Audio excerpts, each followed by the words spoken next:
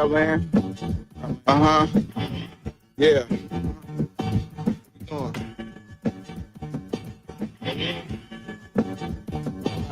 Bearded conversation, homie, tap in. Why you hate?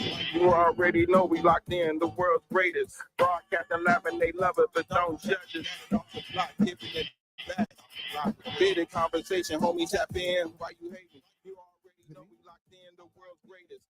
Good evening, grand rising to all my overseas brothers and sisters and all my in-state melanated brothers and sisters, man. Welcome to another episode of Bearded Conversation, man. Today is Manly Manday. How everybody doing out there tonight, man? First and foremost, man, I want to give a special thanks to all my followers, fans, viewers, and subscribers. Don't forget to like, comment, subscribe, and thumb up the video and share the content, y'all. Pull them phones out, man. Hey, pull them phones out, share with 3 more people, tell them 3 more people to share with 3 more people, man. Let's get these people in the building tonight, y'all. Hey, also, man, big ups to the best moderators in the game, man. Y'all know y'all are, man. Y'all know who y'all are.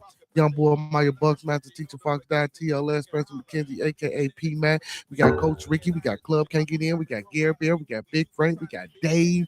Hey, and my big bro, Professor Remo. Oh, and don't forget about Diablo and my big bro, Professor Remo. Bringing up the real for sure. Hey, and then we got them queens, man. You know, we got the first lady, Miss Gigi Gaming Palace. We got Miss Star Wars Markets LLC. We got Miss Asha Brooks. And last but not least, we got Miss CC Craven Carefully, y'all. Hey, y'all know what it is, man. Tonight is Manly Manday, man.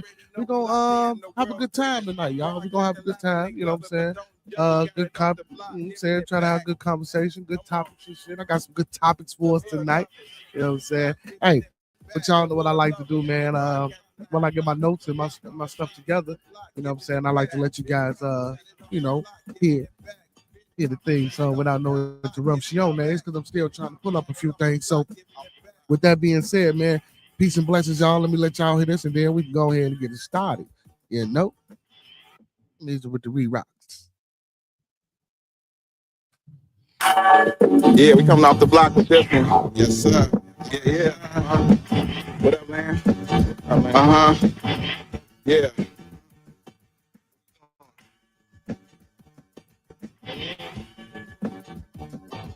Bearded conversation, homie, tap in. Why you hate? You already know we locked in. The world's greatest. Broadcasting live and they love it, but don't judge it. Off the block, giving it back. Bearded conversation, homie, tap in. Why you hating? You already know we locked in. The world's greatest. Broadcasting live and they love it, but don't judge us.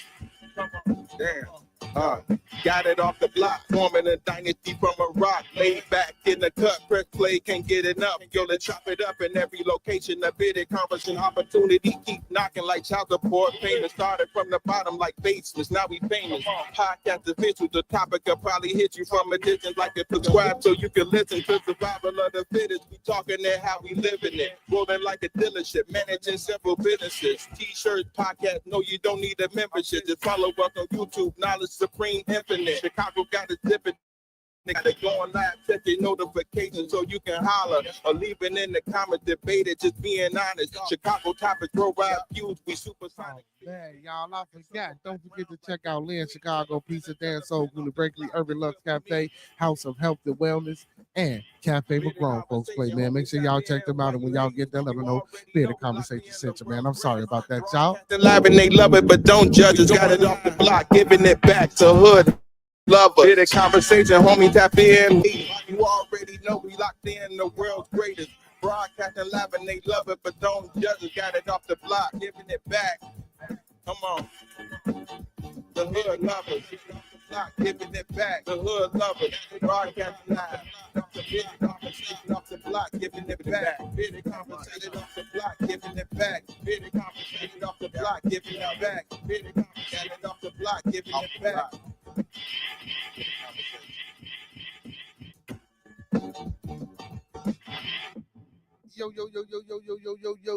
Yo. Welcome to another episode of Bearded Conversation. I am your host, Beard Gang is Khan, aka Khan the Don, BKA Mr. BGK. What's going on, P Mac? We got P Mac in the building. How you feeling tonight, P Mac? How you feeling tonight, my boy? Hey, man, we in the building, man. We in the building. First and foremost, man, y'all know what it is. Let's keep everybody in our thoughts, prayers, views, and meditations. Let's keep everyone in our thoughts, our prayers, our views, and meditations. One last time. Let's keep everyone in our thoughts, prayers, views, and meditations. It's a lot going on out here in the world today, man. And like, man, we just want to stay connected, man. We want to, build together, support each other, help each other, what I'm saying, keep each other in good spirits. So, that's why it's always important, man, that I be repetitive with that message, man, because it's a lot, And then everybody talking about Trump, we got 4 years of this Trump. So, man, hey, if you ain't sticking together now, man, listen.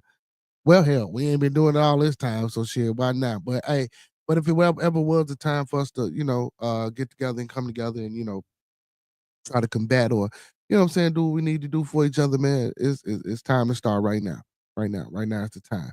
Um, with that being said, also don't forget them 5 key components, man. Love, peace, respect. Love, peace, respect, motivation, and inspiration. That's what we live by here on Bearded Conversation.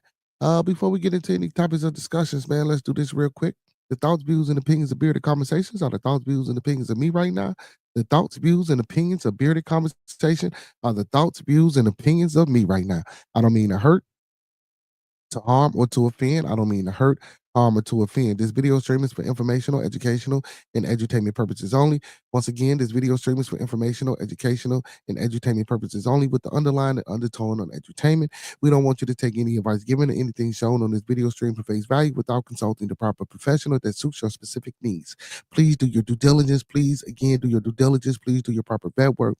Please do your research. Please get that second, third, fourth, fifth, and sixth opinion.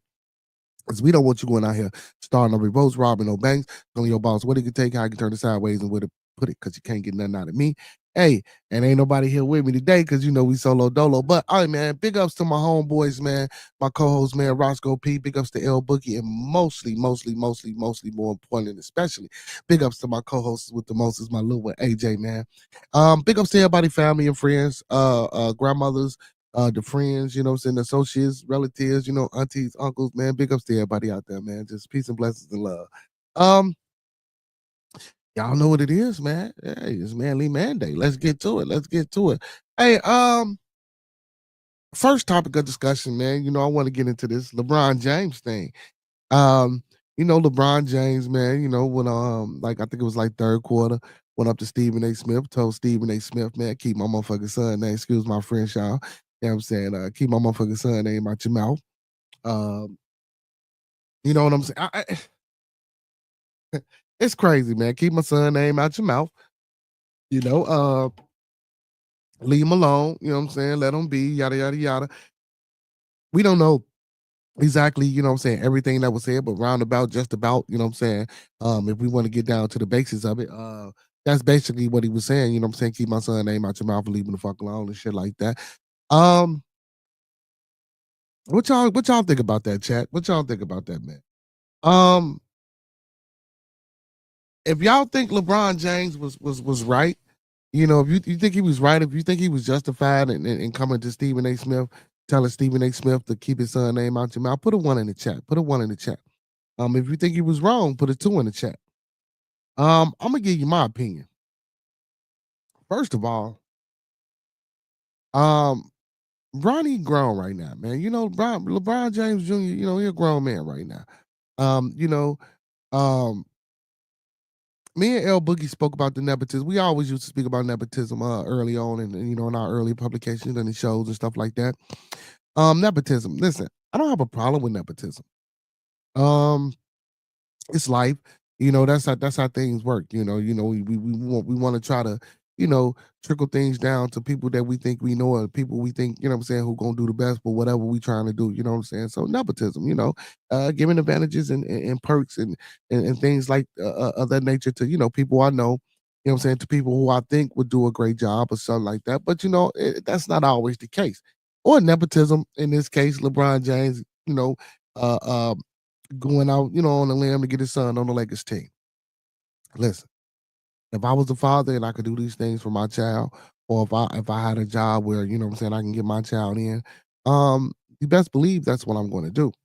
Now, if I'm not there with my child and my child has to do a job and my child isn't doing the job the way he should be doing the job, um, who am I to tell another boss or a person that's over me or a person that does this for a living as far as being a analyst for ESPN on sports, how to govern, or well, not even govern, how to facilitate, you know what I'm saying, his verbiage when he's talking about, you know what I'm saying, a professional athlete. Now, if you didn't want Bronny to get up under this scrutiny, you should have told Bronny ass, listen, you need to pick a different profession, or your ass need to go to school and be a scientist or an engineer. You're fucking LeBron James, for God's sake, bro. Like, your professional career has been great. Your PR skills are you know what I'm saying, above average. The money that you bro, he's been around this all his life. You mean to tell me, Cito boy, what's going on? You mean to tell me he been around you all his life? You ain't been preparing your son for this very moment.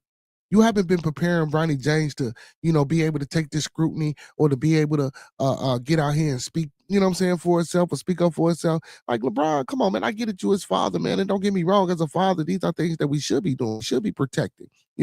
Our kids, our families, our women, whatever. But not in this damn case.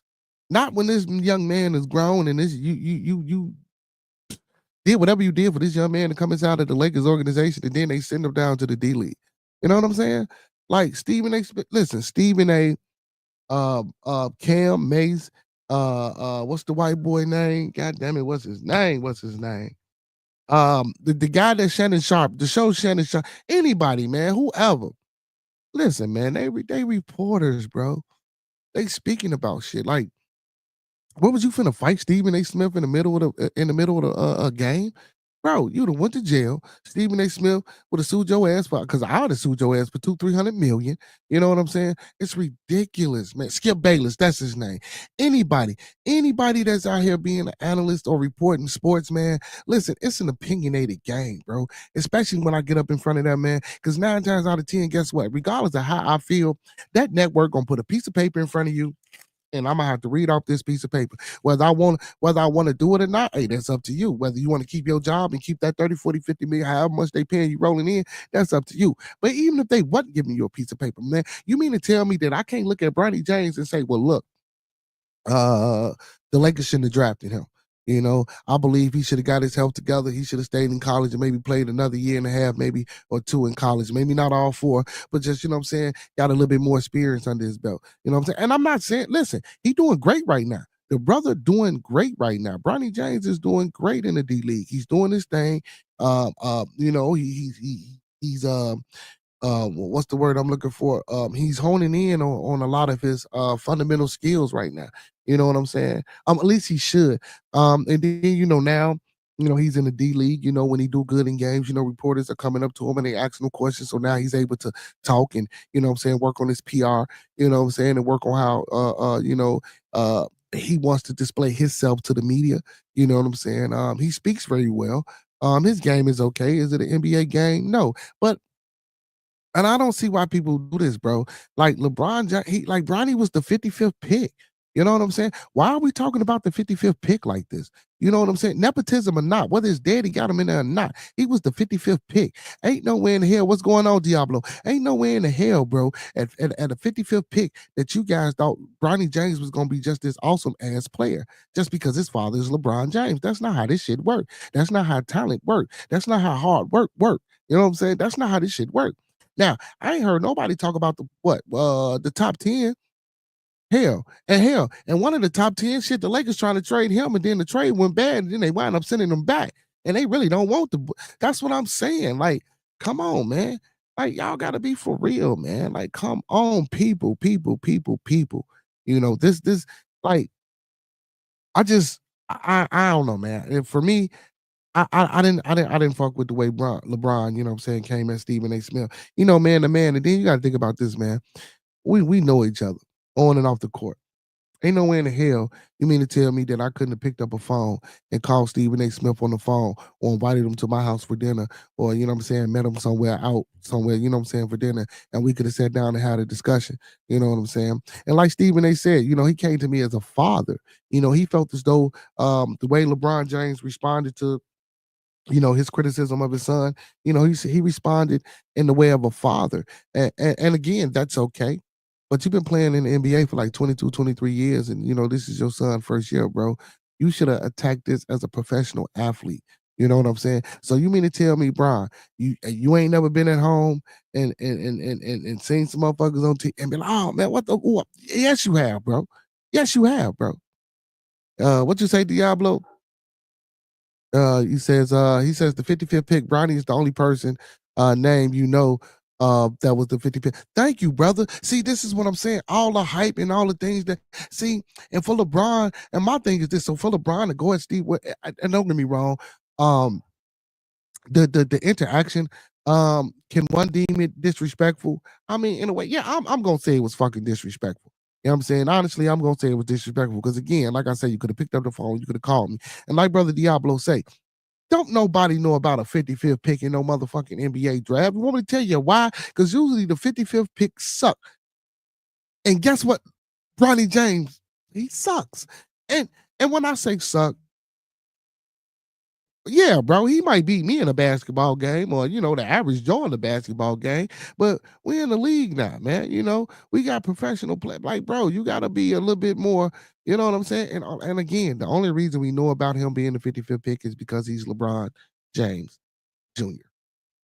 or LeBron James Sr. I mean, LeBron James Sr.'s son. If that wasn't LeBron's son, man, we wouldn't know shit about him, bro. You know, and half of those brothers they got picked to go into the NBA draft, they not in the NBA right now, bro. Their careers are over with. They didn't even get a chance to get highlighted to go to the D League. But guess what? Bronny did. Wonder why? Nobody asked yourself that question. See, but that's what I'm saying. But as a professional athlete, bro, and you know the scrutiny and the things that you go through, how can you come up to this man and tell this man to keep your son's name out of his mouth? You know what I'm saying? I don't that's bullshit. And then I like Cedo Boy. Cedo Boy say Europe. He could have went to Europe. I believe he could have did that. He said we stopped watching the draft after the first 20 picks. Most definitely we did. I stopped watching the draft after the first 15 picks, bro. Because after 15, I guarantee you right now, we Google the first 15 and then half of and again, like I say, those first 15, maybe 3 are still in the league right now. Maybe 3 is still in the league right now. If LeBron James was smart, he would have took the route that LeBron Ball did with his boy and sent his ass overseas and let him get a little rep overseas and then bring him back over here. You know what I'm saying? Melo didn't go to college. Alonzo did, you know what I'm saying? Melo didn't go to college. LeVar Ball took his son overseas. He played overseas with grown men, came back over here, and now he a terror. And don't get me wrong, man. I like the balls. Well, pause on that. Pause on that. Pause on that. Pause on that. I like Melo. You know what I'm saying? Lonzo, man, the Bulls need to get him up out of there.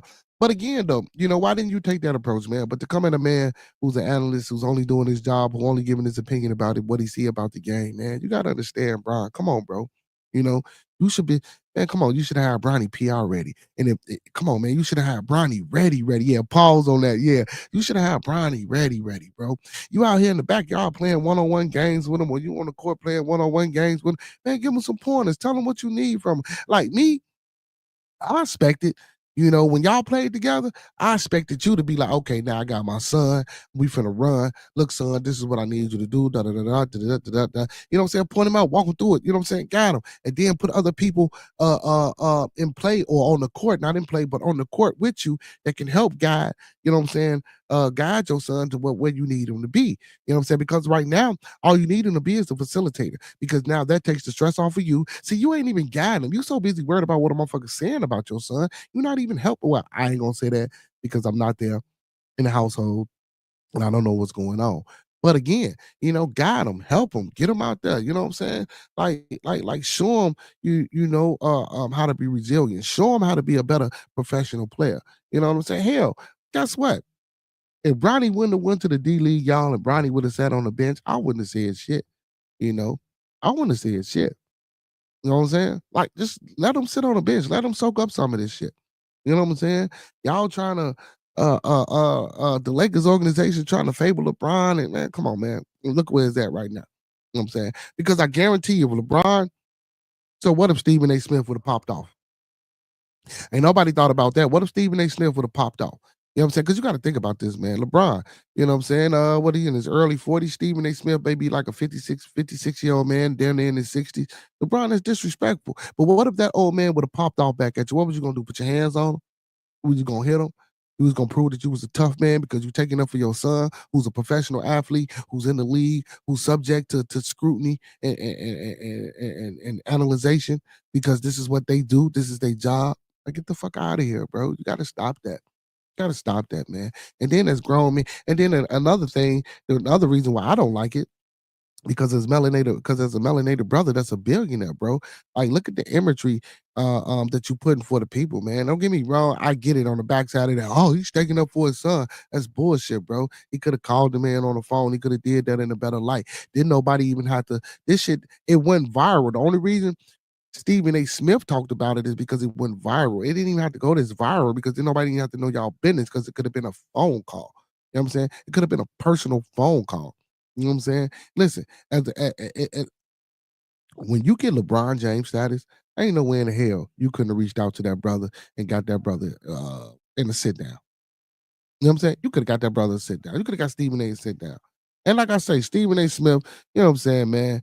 Coon, whatever you want to call him, because now don't get me wrong, because Stephen A. Smith, I don't really like Stephen A. Smith. You know what I'm saying? But again, I'm not gonna knock the man for doing his job. You know what I'm saying? I'm not gonna knock him for doing his job. You know what I'm saying? And does he do a decent job at what he do? You know, some say yeah, some say no, but he's still doing a job. He got a job to do at the end of the day. LeBron James, you're wrong. LeBron James, I think LeBron James owe that man a public apology, if you ask me. Brown bodyguards would have been on his ass if he popped off. See, and this is what you saying. See, and listen to what you saying, Diablo. Listen to that. Diablo. Listen to that, bro. I mean, damn, bro, listen to that, bro. Why would his bodyguards pop off on that old man? Y'all gotta think about it, man. Stephen A. Smith is an old man. Stephen A. Smith ain't no young man. And then look at LeBron, bro. LeBron ain't even no bodyguards for no damn Stephen A. Smith, bro. You know what I'm saying? LeBron was disrespectful. I think LeBron owed that man a public apology. Why would you be telling me to keep my son name out your damn mouth, bro? You ain't fucking Will Smith. Nigga, he ain't Chris Rock. Get that shit up out of here, bro. You know what I'm saying? Bro, your son is a professional athlete that you use your nepotism and your abilities within this organization or you know what I'm saying, your pull and power within this organization to get your son on this team, knowing that he wasn't, bro, listen, I'm not knocking Bronny, bro. He had the little heart, you know what I'm saying, problem, bro. You know what I'm saying? Which, you know, I don't wish that on nobody, bro, because that wasn't his fault. Whatever happened, happened. So, you know what I'm saying? His tenure, or I ain't gonna even say his tenure, his little, you know what I'm saying, freshman career at USC, it didn't go as planned. It didn't go, you know what I'm saying, like how he wanted it to go. He was actually talking about getting into the transfer portal and he was going to go back to Ohio, you know what I'm saying, where they from and play, you know, there. I think he should have did that. I think he should have went into that transport portal, man, and got him a little bit more, just got him a little bit more, you know what I'm saying, foundation up under his belt. You know what I'm saying? Before he came to the league. But you know, his daddy wanted to play with his son. So and I think I think the younger brother better than Bronny. Yeah, I think the younger brother better than Bronny, man. That's who they should have been focused on. He says, what'd you say? What'd you say, Diablo? He says, whatever happened, he still gets his money because of the contract he signed. Yeah, most definitely, man. Most definitely. Miss CC, what's going on, baby? Yeah, so most definitely, man. And also, check this shit out, y'all. What rookie, what 55th pick See, this is great. And so while LeBron is all up in this man's face, telling him to keep his son out of his mouth, what 55th pick has a guaranteed contract like Bronny James? Oh, wait. If anybody in the chat can search, Google, or find the 55th pick in the NBA draft with a guaranteed contract like Bronny James, I'll wait. You ain't gonna find it. I'm gonna tell you why, because the shit only happened because of LeBron James. So, in essence, when you doing all this and you got all this going on for your son, why are you telling this man to keep his name out your mouth, man? We gonna report it. We gonna report it. You know, just like me, small time. If I caught wind, I wish LeBron James big ass would walk up in my face talking about some keep my damn son name out your mouth. Man, is you for real? Man, if you don't get the fuck up, I'm sorry. Man, if you don't get out my face with that, man, I'm sorry, y'all. I'm trying to keep the profanity down to a minimal. I do apologize to all my peoples out there, man. I'm really trying to keep it down to a minimal. But if you don't get out my face with that, man, come on, bro. You know what I'm saying? Like for real, bro. Like I just don't understand that, man. Bronny, listen. If I was Bronny, what he should do is go to his father and talk to his father and tell him, look, I got this. I need you to back down. I need you to let me fight my own wars. I need you to let me fight my own battles. I need you to let me be a man. You know what I'm saying? Let me be a man. Let me be my own. You know what I'm saying? And I get it because guess what? That's why he called himself Bronny. You know, so for those that don't know, his name is LeBron James Jr., but he don't want to be attached to that. So he's trying to separate himself for that. And I get it. All that young guy want to do is play basketball. And I'm not mad at his father for, affording him the chances, or the chance rather, to play a professional sport and to play with his father. Listen, I'm loving all that. But for you to go up to a reporter, a sports analyst, and tell that man to keep his son's name out your mouth, when I don't think now Stephen A. Smith said a lot of wild shit, but I don't think Stephen A. Smith said nothing too, you know what I'm saying? Too outrageous about Bronny that would have made LeBron James come up to him and say that type of shit. I just don't think so. So Bronny, if Bronny and LeBron, man, if y'all listen to this, Bronny, you need to go tell your daddy to mind his business. And Bronny, I think LeBron, I'm sorry, I think you owe Stephen A. Smith, you know what I'm saying, a public apology for that. That's embarrassing, bro. That's embarrassing. That's embarrassing, bro. You know what I'm saying? As from one melanated man to another, you know what I'm saying? Even if I don't understand all the context behind or the contextual conversations or whatever that's been discussed previously, no, bro, that's not how we handle things. You know what I'm saying? And then again, like I was speaking about on another episode, see, and then we wonder why our kids act like that. We wonder why they lash out and do the things that they do because they follow suit, man. They looking at what we doing. So hell, they gonna do what they think right because hell, we doing what we think is right. And we know it's wrong, but we still gonna put that shit in front of our kids. And then when our kids see that, that's what they gonna do. You know what I'm saying? But again, LeBron, your old Stephen A. Smith, an apology. Bronny James, go tell your daddy to sit his old down and mind his business and let you be who you gonna be, man. Because all this, and then you got to think about this too, because all this attraction and all this extra shit that LeBron is bringing, you know what I'm saying? It's only hurting you. You know what I'm saying? You only hurting him. I mean, well, not really, because shit, LeBron a billionaire, son got a guaranteed contract. And listen, LeBron and Bronny was a millionaire, y'all, before he even started playing in the NBA. A lot of people don't know. Bronny was a gamer, man. Bronny had amassed millions of dollars by just playing video games. You know what I'm saying? And getting sponsors and stuff from that. So I mean, even if he had to play professional ball, he would still been, you know what I'm saying, great. And then with the NIL deals that the brother had, like he still would have been great, man. Tell your daddy about his business, man. Let you be a man. You know what I'm saying? When you need his help, go to him and say, Pops, I need your help. But until then, he needs to mind his own damn business. What's going on, Brother Fox, in the chat tonight? How y'all feel? Hey, man, moving right along. My next topic of discussion, man, Anthony Edwards, y'all.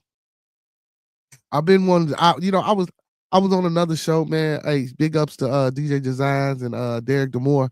Big ups to them brothers, man. I was on a show, man, and they was talking about I wanted to talk about it, but I kind of like pushed it to the side because I was embarrassed, like as a man. And don't get me wrong, man.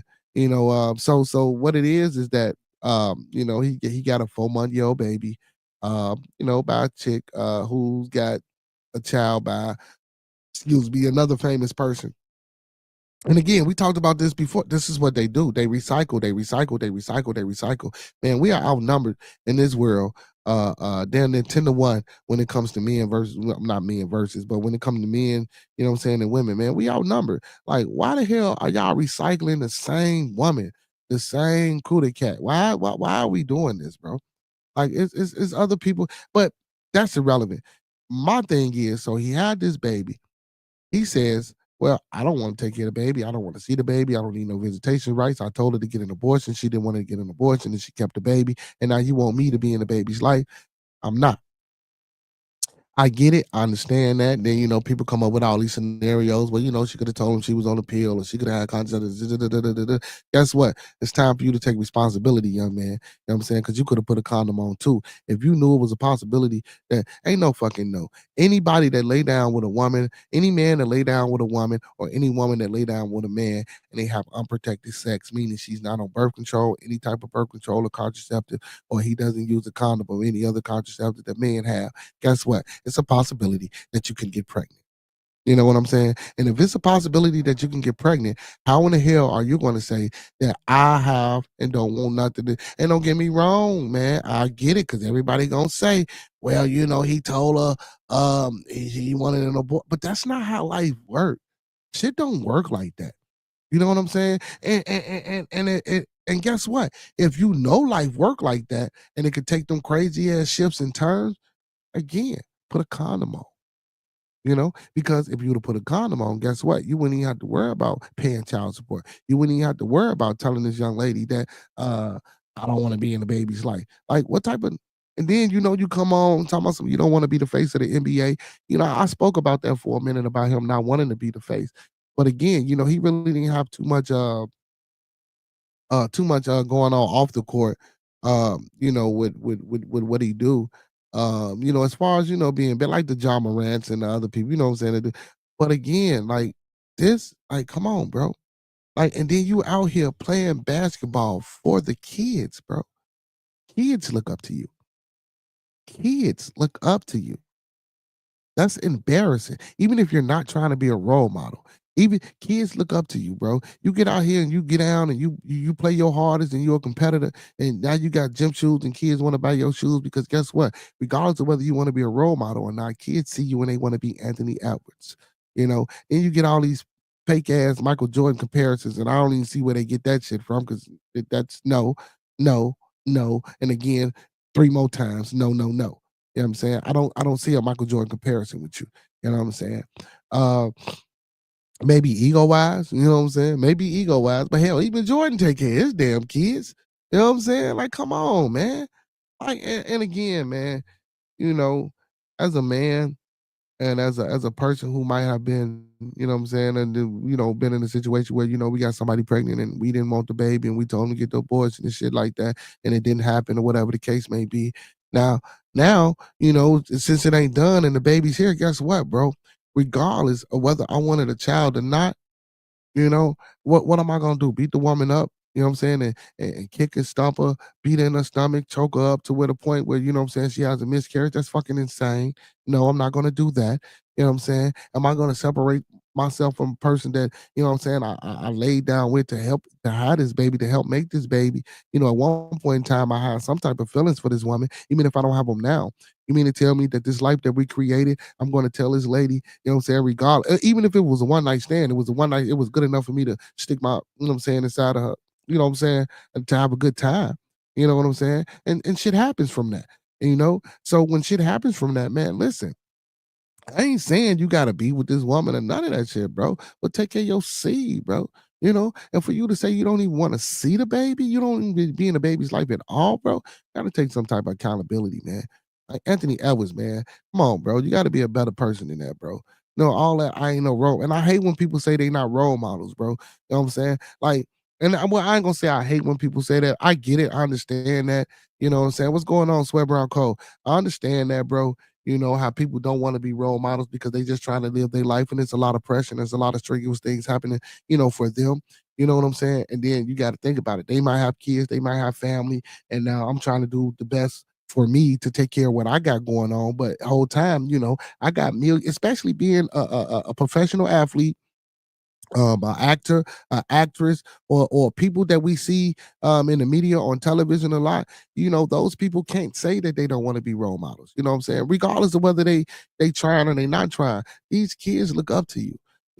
I seen the post um on Facebook. Lady took her son in the store to get some gym shoes, right? Guess what the first pair of shoes he picked out, y'all? Of course, Anthony Edwards, because he's the new hot thing. You know what I'm saying? He's the new hot thing. He wanted the Anthony Edwards. His mother told him, nah, put that shit back. He don't even take care of his kids. He don't even want to accept the responsibility of taking care of his kid. And this ain't the first time, bro. He got another child that he don't want to be bothered with, bro. So, like the mama told him put them down. She was like, man, get them John Morants. John take care of his kids. She said, get them Tatums, you know what I'm saying? Tatum. Like, it was funny, but I feel it, you know what I'm saying? Because when we push these type of things on our young men, because our young men, man, and our young girls, man, they're impressionable. You know what I'm saying? Even though they might not know what's going on as far as, what I'm saying, life or the decisions that a person choose to make and do what they do. But again, subconsciously, that young boy looks up to Anthony Edwards. He wants to be with Anthony Edwards. You know what I'm saying? What's going on? Nostalgic Sounds, ENT. He wants to be like an Anthony Edwards, because if that wasn't the case, he wouldn't have went in that store and picked up that Anthony Edwards shoe. Listen, y'all, because you listen, mics are still popular. Michael Jordans are popular, bro. Everybody want mics. You know what I'm saying? Everybody want the Johns. Everybody want the Kyries. Kyrie shoe sold more than Mike's, but but anyway. But Anthony Edwards is the new hot wave. So all these kids want the Anthony Edwards shoe, bro. You know what I'm saying? So for you to come up here and say you don't want to take care of your child or your daughter that's 4 months and you don't even want to see her be bothered, bro, that's insane to me, bro. I just don't see how you as a man could even stomach, even thinking like that. You know what I'm saying? Any guys, man? Any guys in the chat, man? What y'all think about it? But women too, man. Miss Cece, what you think about it, Miss Cece? Brother Fox, you know what I'm saying? Anybody in the chat, man? What y'all think about the brother Anthony? Well, first, y'all could chime in. What y'all think about LeBron James confronting Stephen A. Smith? But what do y'all think about this brother Anthony Edwards? You know, he already said he don't want to be the face of the NBA, and I believe this is one of the reasons why he said he didn't want to be the face of the NBA. You know, because look what he's doing. You know what I'm saying? Brother, you out here, you got all these fucking kids, bro. It's just like you just sleeping with women. And if the woman don't want to get an abortion, or if the woman don't want to do away with the child that you done laid down and help make, you know what I'm saying? It's like fuck that woman and fuck that child, bro. We can't. Come on, bro. Come on, bro. We always, we get on here, man, and we always talk about, rebuilding the village and putting shit back together and being for the people. And again, y'all know I don't give a fuck what color y'all, yellow, brown, green, blue, red, black, orange, whatever social construct you want to put on yourself, how big, how tall, how small you are. Listen, as a people, man, you know what I'm saying? And I tend to speak to my melanated brothers and sisters a lot, you know what I'm saying? Because, that's what draw me. That's where my energy tends to resonate more. But again, I'm for the people, man. I'm about people, and if we're building and we're trying to be a better people, that's not the way to go about it. You know what I'm saying? Look at all these statistics and numbers that we have. He said it's the program, it's the next stage. Yeah, yeah, yeah. Yeah, he said it's the program. It's yeah, facts, man. Cause it's like, bro, how could you even, like, just for me, bro, and don't get me wrong, and I could be biased because I got a lot of kids. Um, but I even had situations where, my father might not have been always in my life, but he was there. When he could be there, he was there. And then when he could be there and there wasn't no question or doubt in his mind that he was leaving or going anywhere again, he never left. He never left in the first place. But again, my mom's probably was ripping and running and doing shit and trying to keep my father from me and my sister and shit like that. You know what I'm saying? Shit happens, bro. So a lot of times, bro, when we hear these narratives and we get into this shit, bro, and I'm just speaking from my experience, a lot of times, man, motherfuckers always want to say that the fathers ain't shit and that the fathers ain't no good and they don't do this and they don't do that. I'm speaking from personal experience, man, with my mama. And I love my mama.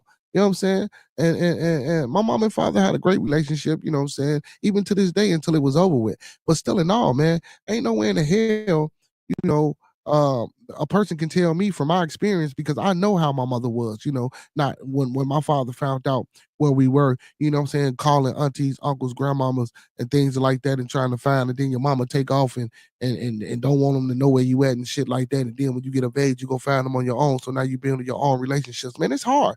So see, and that's what I'm saying. Like that's fucking insane for this man to say that he don't want to deal with his child. Or I even know a good friend of mine, man. He has a daughter. The mother moved away. You know what I'm saying? He does whatever he needs to do for this young lady. Pays her college, pays her bills, still look out for her. Shit. We had a conversation. He said the only time she called me is on birthdays and New Year. You know what I'm saying? He'd be lucky if it's 3 times a year, and he still tries to reach out to the mom. He still tries to reach out to his daughter. He still pays her college tuition. He still, you know what I'm saying? He still pays mostly all her damn bills, but you only call me on my birthday, and then it's a happy birthday, and you're hanging up the phone, and it's a new year. Be lucky if it's 3 times a year. And I told him, man, you know what? I say keep trying, just reaching out. Maybe, I'm saying, as she mature, as she get older, you know what I'm saying? She'll, maybe she'll come back around and, talk to you. He was like, if she do, she do. If she don't, she don't. You know what I'm saying? And I was like, damn, it kind of, at first it kind of threw me for like, damn. But as I sat back and I resonated in me and the brother's conversation, kind of felt him. You know what I'm saying? I kind of felt him. It's not like he ain't there. It's not like he's not trying. He even admitted to, well, at one point in time in my life, I was trying to get myself together and I was trying to do things to be able to take care of her and her mother. You know what I'm saying? And he was like, well, maybe if later on we can have this conversation, maybe she'll see that, the things that I did or the things that I was doing in my life at that time, was only for the betterment of us. And kids, always don't understand that. You know what I'm saying? And sometimes kids resent you for the smallest things. And that's how life is. For a long time, I could even say I had resentment for my father at one point in time in my life. Then come to find out, as you get older and you learn things, here your mama was the problem. See, and I'm not saying that's for everybody. I'm not saying that's everybody's case. That's everybody's situation where their mother's the problem. You know what I'm saying? And not to be getting off into but I don't give a hell, man. We talking, man. Y'all my family, so shit. I can tell y'all whatever. But it's just like you know but for me, when I started having kids, man, like I say, man, we probably tried to get rid of one or two or whatever, and it didn't happen. But when they got here, I had to fucking buckle down and do what I had to do and say, man, that's my child. You know what I'm saying? Even though I ain't even with the moms no more, I take care of every last one of my kids. Like that's just me. That's just who I am. And I'm not expecting everybody to do this. That's not what I'm saying. But but if you're gonna make a child, come on, man. Come on, man. If you're gonna lay down with a woman, man, you got to take some type of accountability, bro. You got to know that shit. It's a possibility, shit, that she can get pregnant on pre-ejaculation or pre-cum. You know what I'm saying? Especially if we're not using prophylactics or contraceptives. You know what I'm saying? Or taking preventative measures to stop her from getting pregnant. You know what I'm saying? That's fucking crazy, bro. Miss Cece says LeBron needs to step back, like you said, and let the boy be a man. And and she said that Edwards is just trifling. He trifling as hell. Yeah. Sweat Brown says we have to hold each other to a higher standard, role model or no role model. That's facts, bro. Yeah. So nostalgic sound ENT. I'm gonna get you in a minute, Fox. He says the construct has changed where men is getting replaced by tech, which is proven more and improved over time. Soon in 10 years of time, I see AI breeding with the women. Hey, lay down, man. Hey, lay down, man up. That's facts, bro. What's going on with you tonight, brother Fox? How you feel, baby? I'm all right, man. Long time no see. Yeah, man. What you think about this Anthony Edwards, man? I, Wow, you hit a lot of topics. Anthony Edwards, what? because I know, might feel a different way, a different understanding to what's going on, or everybody, everybody got a different of opinion. You talking about But Anthony Edwards as his what do you kid, think or about him? Yeah, about Anthony Edwards not wanting to be involved in that child's life at all. Period. He told the mother, "I don't want to see it. I don't want to. I don't want to look at it. I don't want no visitations. I don't want to be involved in the life. Nothing." I mean, that's like mostly choice, right? So, I mean, Yeah. the culture would state that we're supposed to, just man up and take care of it, but you don't know the circumstances. Like, what's a case that you know about me? Like, I might have a daughter, but I'm not going to kill myself to see her because I understand the system and I weigh my options, right? So I think most men are at a point where, and somebody else said something earlier. It was interesting about AI. It's coming to that point because a lot of men are like opting out, bro. And it's not on a bad note. It's just like I don't want to do it. But you're a traditional dude. Your dad's probably traditional. Not everybody's built that way, man. Being real with you, and I can't knock the brother for saying it, and I hear your sentiments, but you Okay. should Well, if we can't knock him from saying it, was. bro. Well, let me say this. Okay. Yeah, and I agree with everything that you're saying. But if I choose to stick my penis inside of a woman, I know I can get her pregnant, bro. Like if you don't want that, put a condom on. I hear that. I mean, but like, was the abortion asked about? And did it come down to my body, my choice? Like you're giving it as an ultimatum. It's just automatic. Like, did that man want to have a kid with her? And how do you know it just is that cut and dry? Because And our and I women, agree our women again. are a little tricky too, there, bro. I agree with you, and I agree again. You know what I'm saying? I agree again. You know what I'm saying? But you got to think about this, regardless of whether because guess what? He still made the choice and the decision to lay down with this woman. Even if he did, even if the plan listen, my plan wasn't to have 30,000 kids when I laid down with women, but I still had them. You didn't have 30,000, but I give I you. mean, I know, but I got enough. But that wasn't my plan. But I still had them. You know, I knew it was a possibility of somebody could get pregnant. You know, and I knew, and I know the possibility of if I say, well, look, I want to get an abortion, I don't want to keep this kid. I know it's a possibility that this woman gonna say, well, look, that's my body. I want the baby, and you can't stop me from doing what I want to do. See, this is what I'm saying, bro. We know the things that can happen, that can take place. So if we know these things as men, like you say, if and I'm not talking bad about the women, but let's go here. If the women are tricking you, and we know this, and then he ain't shit but 23, so I'm pretty sure he ain't got nobody in his ear telling him. I'm pretty sure his daddy ain't even around. He probably got his mama. You know what I'm saying? And, you know, so that's hard. You know what I'm saying? But again, let's just say we know women. Let's just say women. We know women can get over on men or whatever. But you know that as well, being a man. So why not protect yourself at all costs so this type of shit won't happen to you? I get you, Because women can be trifling too. I get you totally, bro. But there's so many variables. You know, I'm a scientist. Like you don't know if he was drunk. You don't know you don't know what happened that night, and you're just like making it cut and dry and medieval. Like, yeah, well, you knew he was gonna slip in the cooch or the juice box, so you should have. It's not that simple. It never is.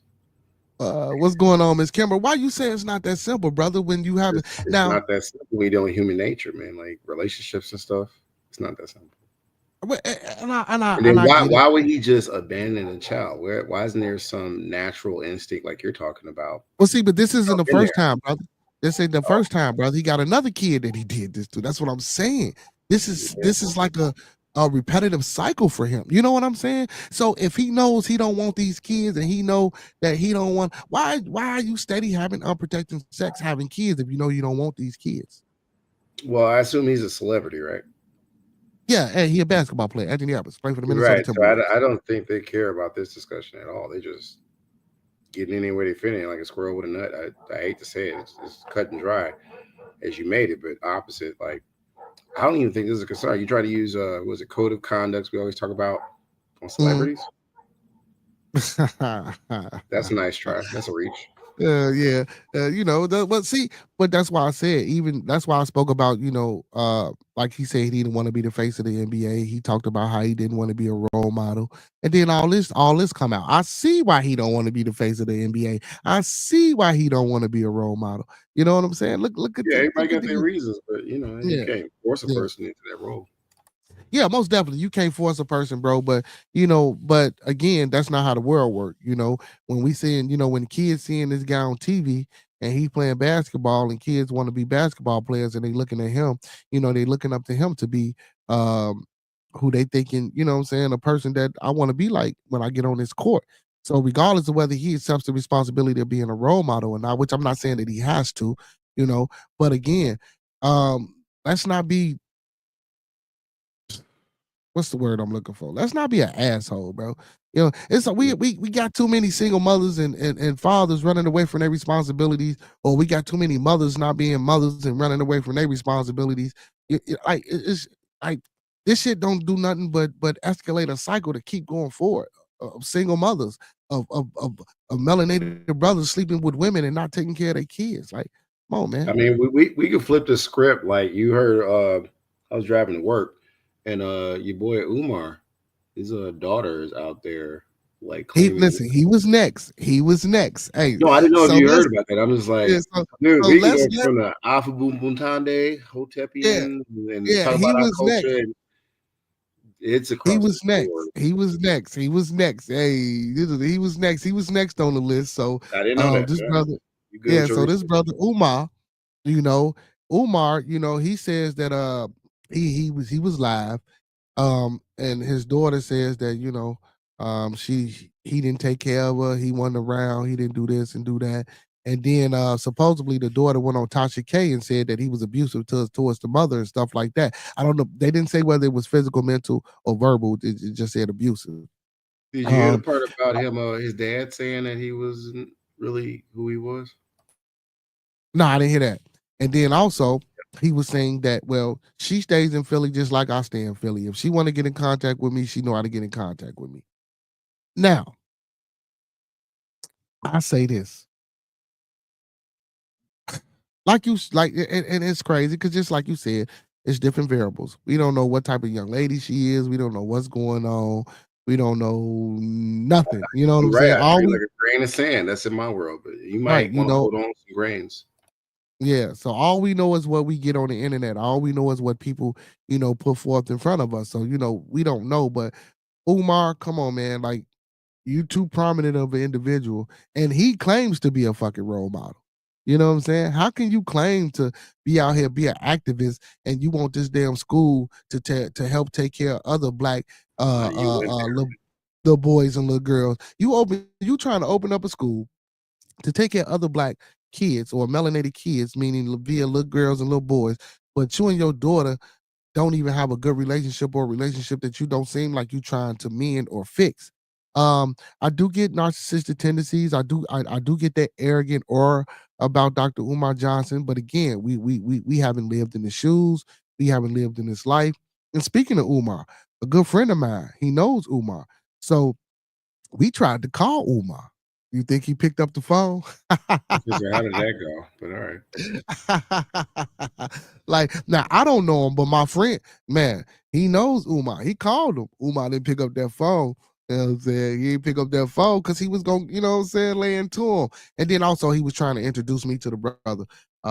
Because I was also trying to reach out to Umar way before to try to get him on my show. So, he was trying to link us up. But first he was trying to lean, lay into him. But yeah, man, like it's crazy, bro. I just can't see how, we get out here and we're public figures, like you say, celeb. And again, bro, you're absolutely correct. This code of conduct or these laws and statutes that we deem moral, that we try to put on, our society, that's supposedly right. Trying to put that on a celebrity. You think they really give a fuck? You really think they gonna listen? You really think they care? I get it. I understand completely. Bro. Trust me, I know how that go. You know what I'm saying? Especially with the celebrities, man. But again, though, Anthony Edwards, man, I think he should step up to the plate, man. Take care of put that 4 month girl. Not even take care, because I don't think he has a problem with paying child support. I just think he just doesn't want to be in that child's life. He don't want to see it. He don't want to hear it cry. He don't want to look at it. He don't want to be around the little baby. You know what I'm Yeah, saying? having a child is a responsibility. I mean, yeah, you have an obligation to do that if you believe in that stuff. But that's a Yeah. whole obligation. If you say he's a sports player, Yeah. how's that gonna work? Where the dude is like not even in the side of his neck, in the back of his mind, thinking, "I want to have a child." And he's just thinking, "Oh, I got to get my championship ring," or "Oh, I got to get to practice." He's not thinking about no parenting. Yeah. Just be real. That's true. But CC says sounds like he just what she says sounds like he just don't like to take accountability or be responsible. He's legally grown, but mentally he's a child. And he still is a child. He's only 23. She says I'm 30. How old is he? Okay. Yeah. Miss Kimber says I'm 37. Anyone makes it in the club will be terminated. She He is said, "You out can't the shoot this club bag. up." Wow, Oh my goodness, that's a man. classic right there, boy. Hey, and these the ladies talking. She say, "Shit, if you get my club, she said, ain't gonna make me do shit."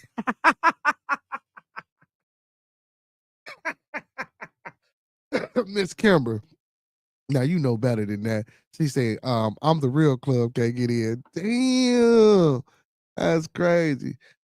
Hey, nostalgia sounds ENT say, where the school at? Been some from years. I was gonna say it's been 10, I think, or maybe more. So I did think he said he was supposedly trying to get the school open by sometime this year. Um he has to get what is it, a residency of occupancy, um inspections and a lot of other things that go along with it. So listen, for all those that keep saying this, And I'm not saying that because I've been on a lot of other people's platforms, and they said genuinely when he started, they say he started this with a real cause and a real mission to help kids. Now, when he started hitting these walls, and people started coming to him like N-word. What the hell you think you doing? You know better than this shit, man. You don't sit your motherfucking ass down. We're gonna let you raise this motherfucking money, but you ain't getting no goddamn school. Is you stupid? What is wrong with you? Know, when he hit those type of walls, a lot of people say, well, damn, that's when he turned into, well, I want to help my people, but these motherfuckers ain't even let me help my people. Let me still get the money. And listen, I don't know if this is true. I don't know if this how it really went, but that's what people were saying. They said he really started out with this thing, you know what I'm saying, really trying to help the people, but then he hit a wall. And once he hit that wall, they said the shit turned over. And I'm not necessarily going to say I'm scamming with you on because, that one. yeah, because he still goes around the world. So, but what I want people to understand is this, bro, that it takes a lot more. Because I don't think people realize this. It takes a lot more than a fucking $1 million or $2 million to open up a school. We have to be realistic. That's the point I was about to hit on, Big Good, because he ran into friction when he wanted to make it. If I remember correctly, from because I was a huge supporter too. I think I said maybe $5-10 when I first saw it. I was like, that's good, because he started claiming he had heritage to what was it, Franklin or Frederick Douglass. Thank you, right? And I hate to say it, I knew he's going to run into some huge resistance. I mean, like huge friction when he said it will not be funded by the government. It will not be funded by the state subsidies or federal subsidies. And I'm like, okay, so there's your major source of funding, and you're assuming that you can get all the crowdsourcing or grassroots money from our people. And most of us live off of welfare systems, SNAP programs, and so I don't know. That was why that was like years ago. I read that article and I heard him talking about. I'm like, dude, that's but I don't think our public though, bro. I really don't think the public know that it takes a lot more than that to really open up a school. Like I said, he's trying to get he's right now. He's in the process of getting what is it? A residential occupancy or some shit so people can be in the building. And it's got to get inspected. He's got to bring up inspected. the code. Those are the things the subsidies would pay for automatically for Right. building. Then he has to have insurance. Yeah. Then he has to hire qualified teachers. And hold on. And before we get there, I have a family member who has a family member. Well, I guess he's still my family member too, who writes curriculums for schools. He was actually on the show. Remember when he came on and he told us that when she wrote the curriculum, I think he was on that episode. When she wrote the curriculum, remember he said he told us that they told her no and to go back and rewrite it and do it again because this is not, you know what I'm saying? So she thought she came up with a curriculum that was really going to help. Yeah, that was gonna help us, bro. But when she submitted it to the government or to the white folk, guess what they told her? Oh no, you got to rewrite this. No, we ain't letting y'all teach this That's shit. actually believable though, because Trump, not to cut you off, he's cutting out. My apologies. He's cutting out what is called critical race theory, which is usually studied at the collegiate level, but it's important to learn at the high school level because it kind of like unlocks certain things in the history books about Black history, like for instance Prince Hall, or who Harry Tubman was, or why our people were oppressed and how they were oppressed, things of that. It's being silenced. Even the Tuskegee Airmen Project, as far as the military is being outlawed, as far as being taught. I don't know if you knew that, but all in the Trump's laws. So you talking about the pushback he got trying to propose a curriculum that was very pro-Black. Just saying, you might have a theory there. So $2 million ain't like shit. $10 million ain't like. Let's just say he did get to school, y'all, and he was able to put people inside of that school. Now he has to get a curriculum approved, to teach the kids. Like it's a lot that go with this shit, man. This just wasn't no fly by night. You know what I'm saying? Building a school especially if you're not getting government funded or if you're not state funded. That shit just don't happen overnight. You know what I'm saying? Just like a lot of these mega churches, the churches have their own banks. I talked about this once before. Churches have their own banks, and when you go to these banks and you get these loans for these churches, they tell you what you got to preach. They tell you what you got to teach the people. And if you don't align with their views, guess what? You don't get these loans. You don't get this money. You don't That get sounds nothing. like a curriculum, sir. You know what I'm saying? Right. That's what I'm saying. You don't get nothing. So that's all I'm saying. It's easier, like it's easier said than done. So even though I know a lot of people might think he's scamming, and I'm not saying that he's not scamming, and I'm not saying that he is scamming, but I Well, do it's know. hard because he's out there flashing money sometimes and doing Mm, stuff. mm. Yeah, but it's hard to get some shit like that going, especially all black school. So because what he wanted was what's going on, Sean the Accord Lord. So what he wanted was, yeah, my day been going good, brother. So what he wanted black folks from all nationality to come together in this FD um MG school to teach. He wanted continental Africans, he wanted black Americans, he wanted Caribbeans, Is everybody in the that school. FDA or FBA? I get confused. F No. So the name of his school was Frederick Douglass Marcus Garvey Academy. The Oh, I'm Frederick sorry. Douglass Marcus Garvey Academy, not FBA. FBA is the Foundation of Black Americans. Yeah. But he talks about that a lot, and so does Tariq Nasheed and them others. But, okay. Well, actually, no, he does. Well, he talks about it, but no. Umar talks more about being a Pan African because he takes the Pan African side, and Tariq Nasheed says that he's a foundational Black American, meaning that we were already here. Right, that's what I Versus meant. They argue about it a lot, and that's what I was Yeah. wondering. Yeah, they do that, which it don't make no damn sense, man. Which is a more divisive ways to keep us separated and not push towards the agenda. But I just wanted to let people know that, whether he's scamming or not, what I'm saying, whether we donate or not, man, it's a pushback. You know what I'm saying? And then when you tell people that we don't need your help or we gonna do it on our own, you best believe, man, they got all type of preventative measures to keep that brother from not doing what the hell he's trying to do. Yeah, if he is being genuine, you know what I'm saying? Even So if he that's is being genuine, there's a trap card there, because yeah. you got to look at the fact that if he gets it going right, the funding necessary to keep the students fed, to keep the teachers' salaries in order, that's not coming from the government. So that means it'll be a perpetual, as Omar says, "do for your nation" or donation that has to come from these communities. To keep In that in these mind, it communities, has to stay yeah, funded. It's not being federally or state level they funded. So funded, right. Right. we got to keep on hoping. I'm not saying he's a bad guy. That we give him this check on a routine basis to keep these students taught. And how long will that go on? Yeah, that's true. Ms. Kimber says people don't want to pay for full curriculum. It's expensive to build digitally and highly interactive to streamline resources. Read that one more time. She says people don't want to pay for full curriculum. It's expensive to build digitally and highly interactive to streamline resources. She's right. Um, yeah, yeah, most definitely it is because speaking of curriculums, she wrote an agricultural curriculum on agriculture. So and then to get it peer reviewed and then to get it, and because and a lot of times with the curriculum that he wants to get, guess what he has to get? So he has to submit it to the state.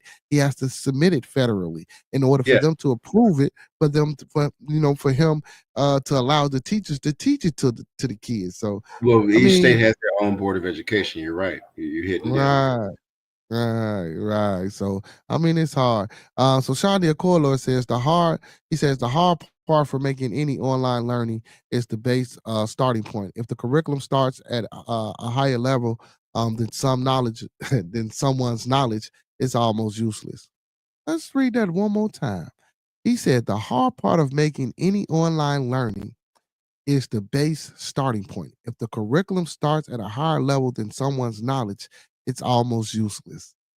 He's That's right though. true too. He's right. He's right. That's He's true very too. right. Because the That's base point, starting point he's talking about is a reference point, a comfort level based upon a person's reading or math level. And if it's above that level, it's hard to comprehend and therefore useless. And This that's is usually bullshit. handled by like peer review Yeah. research, like you said, and then seeing what other Nostalgic so nostalgia says, imagine life inmates teaching. What did he say? Teaching to YNs cheap funding. I didn't understand. He said, imagine I life know what you mean. That's what young Negroes or young. I know what it yeah, means. inmates Yeah. teaching to YNs cheap funding. I didn't quite get that. Nostalgia, man. Hit the panel, man. You can always hit the panel. Well, Come. I can imagine he's saying that you have inmates that are technically trained to be teachers, teaching our youth through cheap labor. Just my translation, I guess.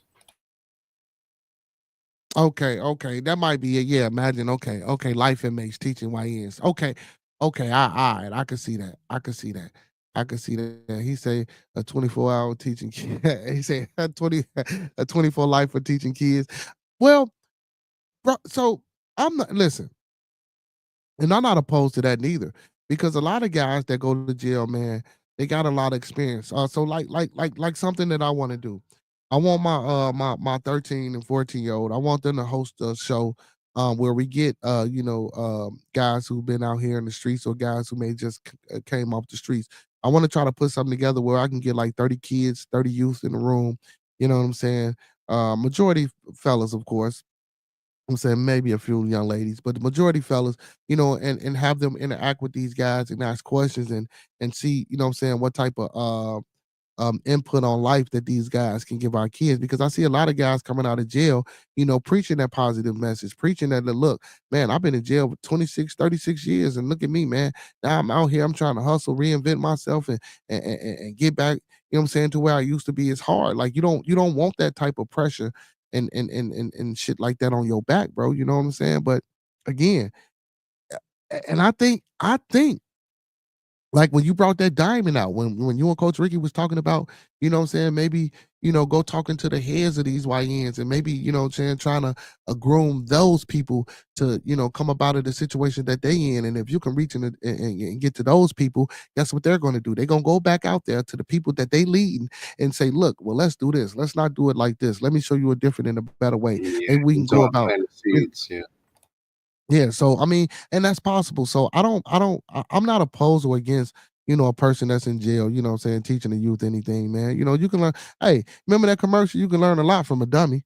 Buckle up your safety belt. You know what I'm Well, saying? I'm not gonna go there. You're rough. I mean, I know But there. I'm not listen, no, I was just I wasn't trying to compare the inmates to being slow people, because we know it's No, intelligent motherfuckers. people make mistakes, right? So you got you. Yeah.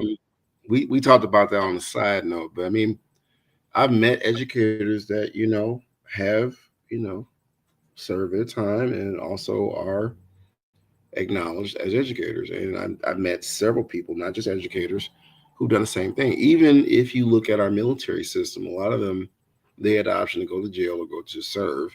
And then when they come out, you got people saying, thank you for your service. Thank you for your service. Not knowing what they might have done in the past. Does it matter? I don't think it does. If you serve your time and you've been excelled or brought to a level where you don't have to worry about that no more. You've done Mm, enough service to the community. So I think it goes both ways, but it hardens the argument that you're making about who's teaching our kids, right?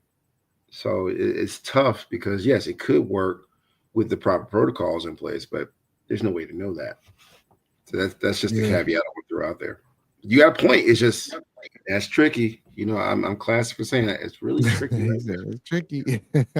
Hey, Sean Diacorlo says the best teacher I ever had in my life. I did 6 years for being young and dumb and full of, what I'm saying, whop the bell. Yeah. So, uh, and you know what, Sean Diacorlo, for some people, um, I will say that experience of going to jail does wake some people up. You know what I'm saying? And some people do turn around after, what I'm saying, having such a traumatic experience in their life. But for others, you know what I'm saying, just like I'll be speaking about, man. It's like a 3 to 6 month turnover rate, man. Once you get out of jail, shit, within 3 to 6 months, shit, you back in there. But doing the same shit. It's like sometimes a lot of us don't learn. I appreciate and respect and love the fact that you were able to learn, and you might be out here building and doing whatever you're doing, and working with the community, which I'm sure you are. um and I know a lot of brothers that do that, but man, that shit don't correlate for everybody. It don't correlate for everybody. It That's the point I doesn't, was and I making. wish it did. Yeah, That, but that and I means you wish. got to understand it's learned behavior. You got another comment up there. Yeah. Also, nostalgic sounds ENTC. He says passing knowledge via life experience to see how it exactly needed. Yeah, most definitely.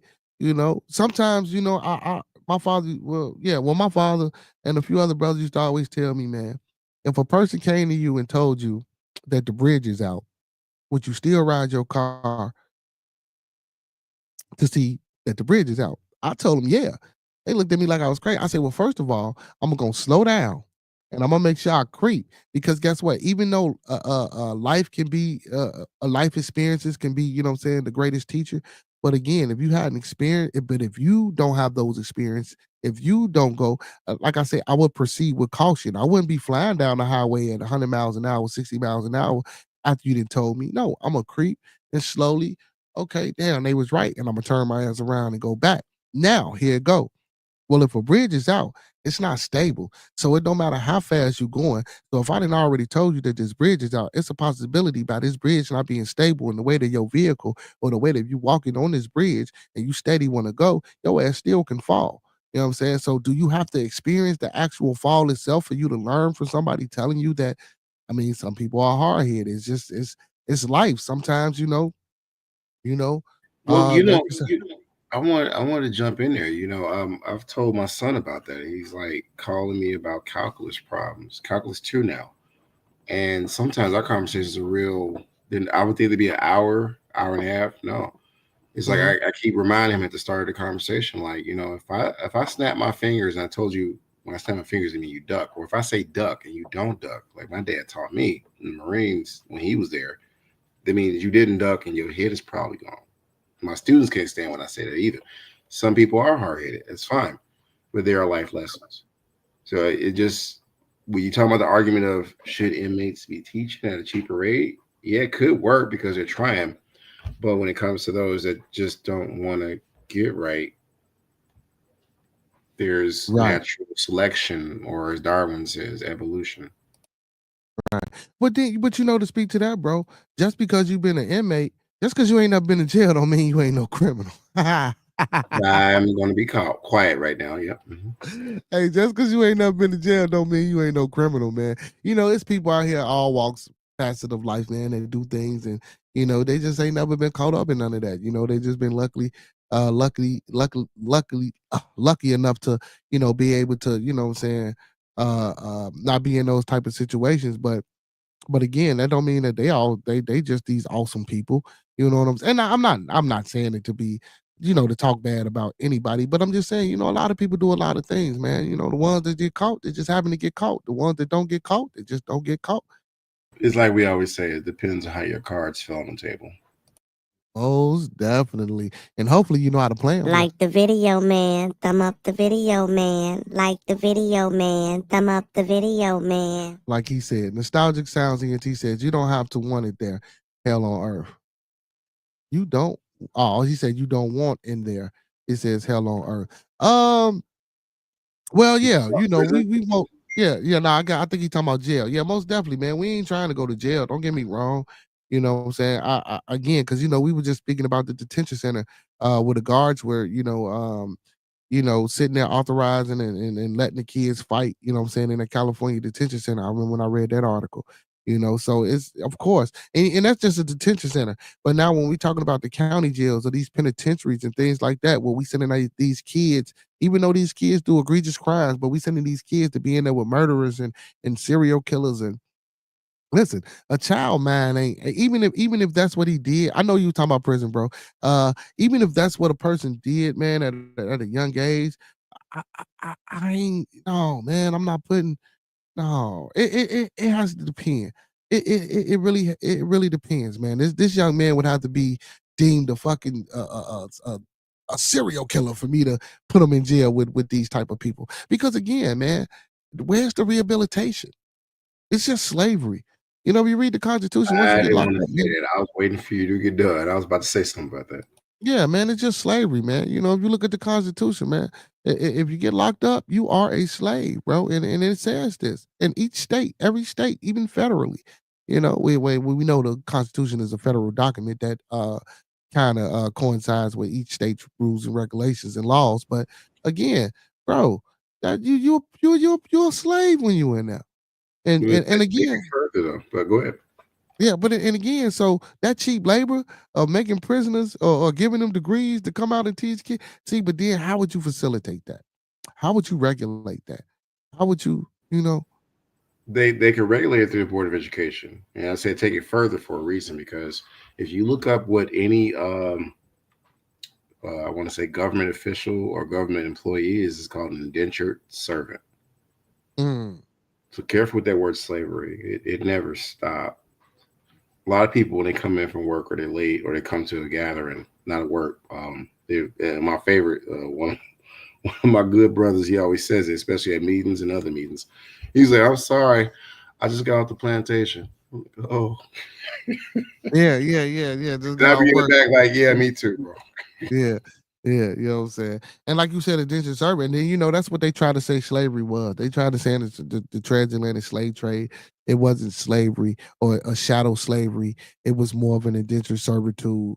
That when they went over there and got those people wanted to leave their country, wanted to leave. They man, get the fuck out Sir. of Yes, here. sir. It's a Like I mean, maybe for some, but on a massive scale, y'all really gonna sit there and say that all these people were indentured servants?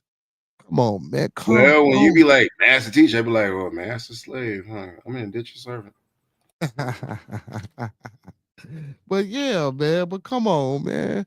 Like it is what it is, man. It is what it is. And again, like I say, this is the world we in, y'all. That's why I always tell everybody, man, you know, all this, you know. Oh, before I say this, the world is what it is. But Thoughts to and go views. back, I'm sorry. yeah, but to go back to Dr. Umar Johnson, I don't think if we ain't got no unity now, bro, him trying to get that school together, which I think is a great idea, which I think is absolute impeccable. It's man, like that'd be great because I always talk about, you know, how we don't have um, bank schools or any other type of institutions that's ours. But he gotta realize, bro, like it really ain't that much unity, man. Like, so you know, for that shit to come on, and then you got to think about this, you know, to have that curriculum and to keep that curriculum going and to keep the school activated, because he's trying to have from kindergarten to high school. That's gonna take a lot. It's gonna take a lot of our money. It's gonna take a lot of our buying power to stop buying the bullshit and put into us as a resource. You know, that's one of our main problems. We don't like to put into us as a resource. You know what I'm saying? We'll go buy the Jordans. We'll go buy the Louis Vuittons. We'll go buy, you know what I'm saying, all this extra shit. You know what I'm saying? Or when we get our tax money, you know what I'm saying? As soon as they give you that tax money, what you go do? You go spend it and then get taxed again. Like, and you lose it. Instead of putting your money back into your community or putting your money back into a program that can help your kids or that can help you. See, that mindset we don't have because they put all these environmental and other vices around us to keep us constrained, you know, and to keep us from wanting to attain these type of things. You know what I'm saying? But it's got to come a You get time, on man. you get on individualism, just to let Yeah. you know. Yeah, but it's gotta come a point in time where us as individuals, you know, even if we don't want it for ourselves, we should want it as a group of people. We should want it, you know what I'm saying? Like we should just want to do these No, things I'm agreeing with you. That's to how be, I'm just adding yeah, words. yeah, yeah. That's crazy. So nostalgia, he says, man, you can't save them. Break respect, greenlit. I ain't trying to save him. He said, Sweat Brown says, you are property. He's Yes, right. we I mean, are. you got a social security number. Yeah, slavery. He said slavery on show right now. If you notice, he says how we get food going bad because of deportation. He said my homie went to a spot and still couldn't get hired. Store's been closed for 2 weeks. Yeah, yeah. You know, and speaking of that, the deportation, man, I was just watching some shit about that, man. He was like, man, you know, when the food come in, man, you know, before it go bad, when it come in, it's already going bad. So when they get to the store and it go bad, all they do is they'll just make it another way and then give it to you. And then before it go too Get bad it up. that way, they'll make it another way and give it to you again. But yeah, man. But Yeah, but clean it up, dude. Yeah. yeah. But to touch on my previous statement, man, but us as a people, man, we know all these vices, man. Like you say, as individuals, but as individuals, man, we know what's going on, but we just think like we just don't give a fuck. I think we need to focus on us as a whole versus the individuality of the thing. Don't get me wrong, I'm not against being a self-survivalist or self-preservation because it takes self-preservation in order to keep the world going, because if I can't take care of me, I'm not gonna be able to take care of nothing that I'm bringing up behind me. You know what I'm saying? So self-preservation is important. But after the self-preservation happens, what are we doing to make it a thing for everybody to be inclusive or to be included? And when I say everybody, I mean my melanated brothers and sisters, to have an infrastructure and a foundation to where now that we're building, now we can reach out to other people. Now we can pull in everybody else or have a bartering system with other cultures and learn other cultures and things and have other cultures of people come in and maybe teach and maybe, what I'm saying, have how they have that foreign exchange shit and maybe have one of us go, what I'm saying, aside of their things and teach them, what I'm saying, what we know. You know what I'm saying? But right now, I'm not with that. I say, man, we need to focus on us because if we don't focus on us, hey, y'all already talking about Trump. This shit ain't getting no better.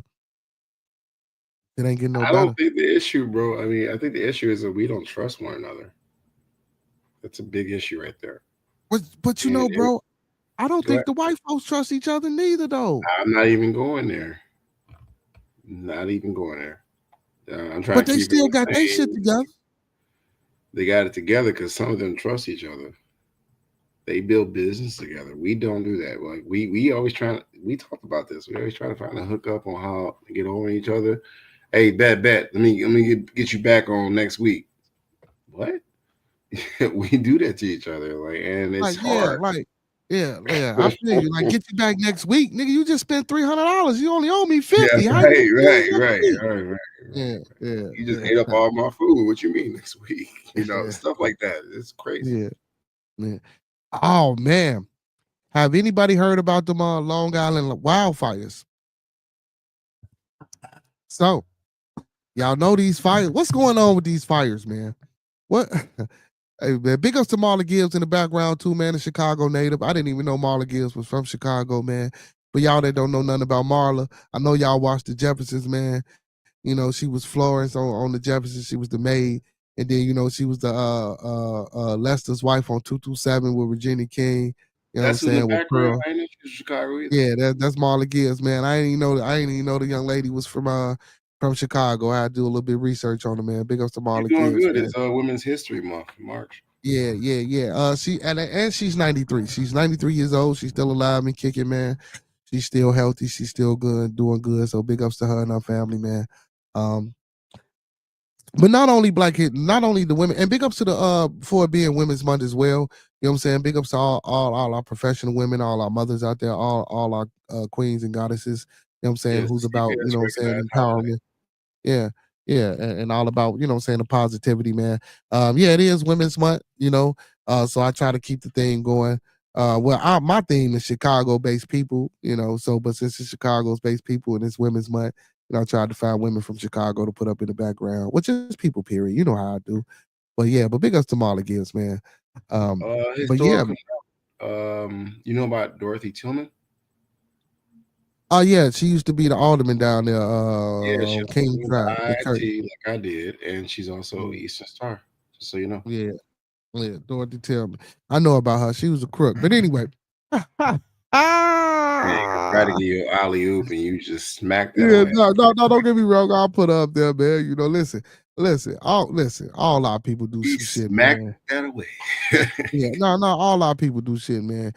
Big ups to Dorothy Tillman, man, for doing what she was doing, man, when she was the alderman down there, man. I didn't been when I was a kid. I actually been to one of the giveaways in the church that she had and received some toys from Miss Tillman.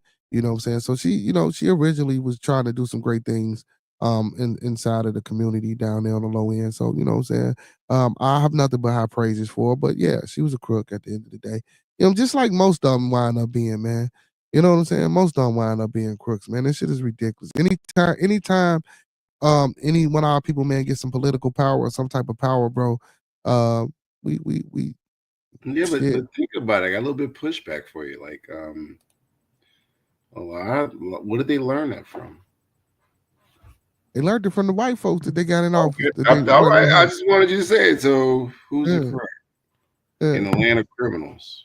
Yeah, well, yeah, okay, I got you. So shit, look what you say. If you can't beat them, join them. Or Shit, that's it. assimilate like the Borg Yeah, do. Yeah, yeah, that's or assimilate, because that's the only way you're gonna advance and get anywhere. Shit, you got to play that game. You feel me? Well, yeah, so I understand that. But back to these wildfires, bro. So have you heard about the Long Island wildfires I have not. That's why I got quiet. I wanted to hear more.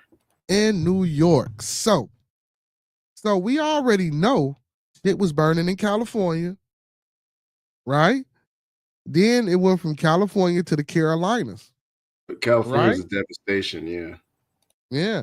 But then it went from the Californias to the Carolinas.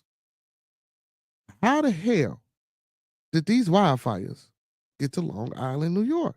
You said New York though, right? Yeah. That's the I Long Island is in New York. I suspect some things are happening. Remember we talked about global climate change. Mm-hmm. It was real. Now, if you look at New York, it's placed on, was it the eastern side of the Yeah, United Eastern States? Seaboard. Yeah. Yeah, Mm-hmm. and then you look at California, that's the west, right?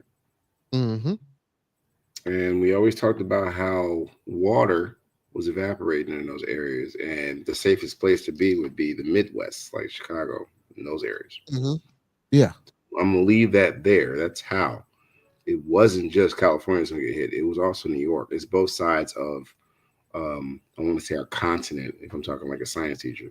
Um, I'm not surprised, but I was just wondering what you were gonna say. It can happen. If you look at the water levels on both sides of those I want to say land masses, right? California to New York, Mm-hmm. they're evaporating. And then some of the water towards the middle of the earth or Midwest, if you look at Lakeshore Drive, they had to do reconstruction. That Yeah. was 5 years ago. Gonna let that sit there for a minute and just, like put the duck out, let you roll So, another. but let me tell you this wild ass excuse of why they said it happened. So Long Island wildfires began with backyard s'mores, police say. So you mean to tell me I'm not this going city there. is this city is burning down because somebody was Was making burning s'mores in the s'mores. backyard? No. So it says the wildfires began accidentally when someone in Suffolk County tried to light a fire and make s'mores. Official says they were fully contained. They were fully contained by Monday. It says the wildfires that broke out in Long Island Saturday afternoon and spread over hundreds of acres appear to be accidental, caused by a failed attempt to make s'mores in the backyard, local officials said on Monday. The preliminary determination came after detectives with the Suffolk County Police Department conducted an investigation into the cause of the fires, interviewing 911 callers and using drones and helicopters to determine whether arson played a role. It said what started as a backyard fire in Manorville near Sunrise Highway on Long Island South Shore became several blazes as strong winds contributed to the embers spread. It said officials said at the news conference on Monday that the fires were under control by Sunday morning and were 100% contained on Monday, said Amanda Lefton, the acting commissioner of New York State Department of Environmental Conservation. Kevin Catalina, the Suffolk County Police Commissioner, said that around 9:30 a.m. on Saturday, a person in Manorville was trying to make s'mores, but was initially unable to light a fire because of the wind. The person used a cardboard to light the fire, he said, and soon the backyard area went up in flames. The fire was put out within an hour, the commissioner said, but a few hours later, another fire was reported less than a quarter mile southeast of the initial fire. The wind was blowing very strongly from the northwest, so that the path makes perfect sense, he said, adding the two additional fires were reported later. It is believed that the embers from each fire traveled and continuously started more fires, he said. Commissioner Catalina said that, wow, that was working. That was the working theory of the fire calls. The police department planned to interview every 911 caller and rule out every other possibility before making a final determination. The area affected the Long Island. It says the areas affected the Long Island Pine Barrens is an ecosystem that depends on fire in order to flourish. But officials said that the proliferation of the southern pine beetle, a species that kills pines and leaves behind bone dry tree bark, may have also contributed to the rapid spread of the wildfire. It says there are dead trees all over because of them, because of these beetles. Edward P. Roman, the Suffolk County executive, said over the weekend, adding that thousands of trees in that area have succumbed to the insect over the last decade. The National Weather Service warned early on Saturday on social media that low humidity and the northwest winds of 30 to 35 miles an hour will create an elevated risk of fire spread. Governor Kathy Hochul declared a state of emergency in response to the fires and instituted a burn ban on Long Island. The National Guard was among agencies on the ground working to extinguish the fire. And HH-60W Jolly Green 2 helicopter from 106 from the 106 Rescue Wing also helped with the response. It says more than 85 departments and 10 emergencies medical service units responded from Suffolk County. Mr. Romaine, I'm sorry, said during the news conference. So yeah, so supposedly, man, they trying to say that somebody was making s'mores in the backyard, and these s'mores, you know what I'm saying, started the fire because he tried to light the cardboard, and then when they tried to put the fire I out, I was guess listening to the whole thing. I'm like, bro, I don't know. Like, I'm you just basically saying some crackheads burnt up New York.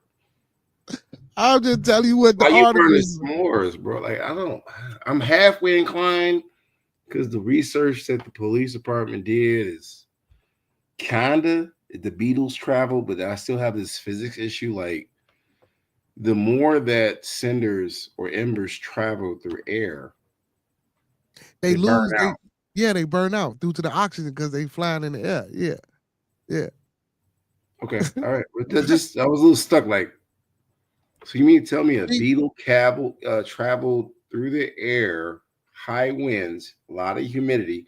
Humidity means there's water in the air, right? And that also decreases flame. Travel to a tree. I'm listening to what you read me.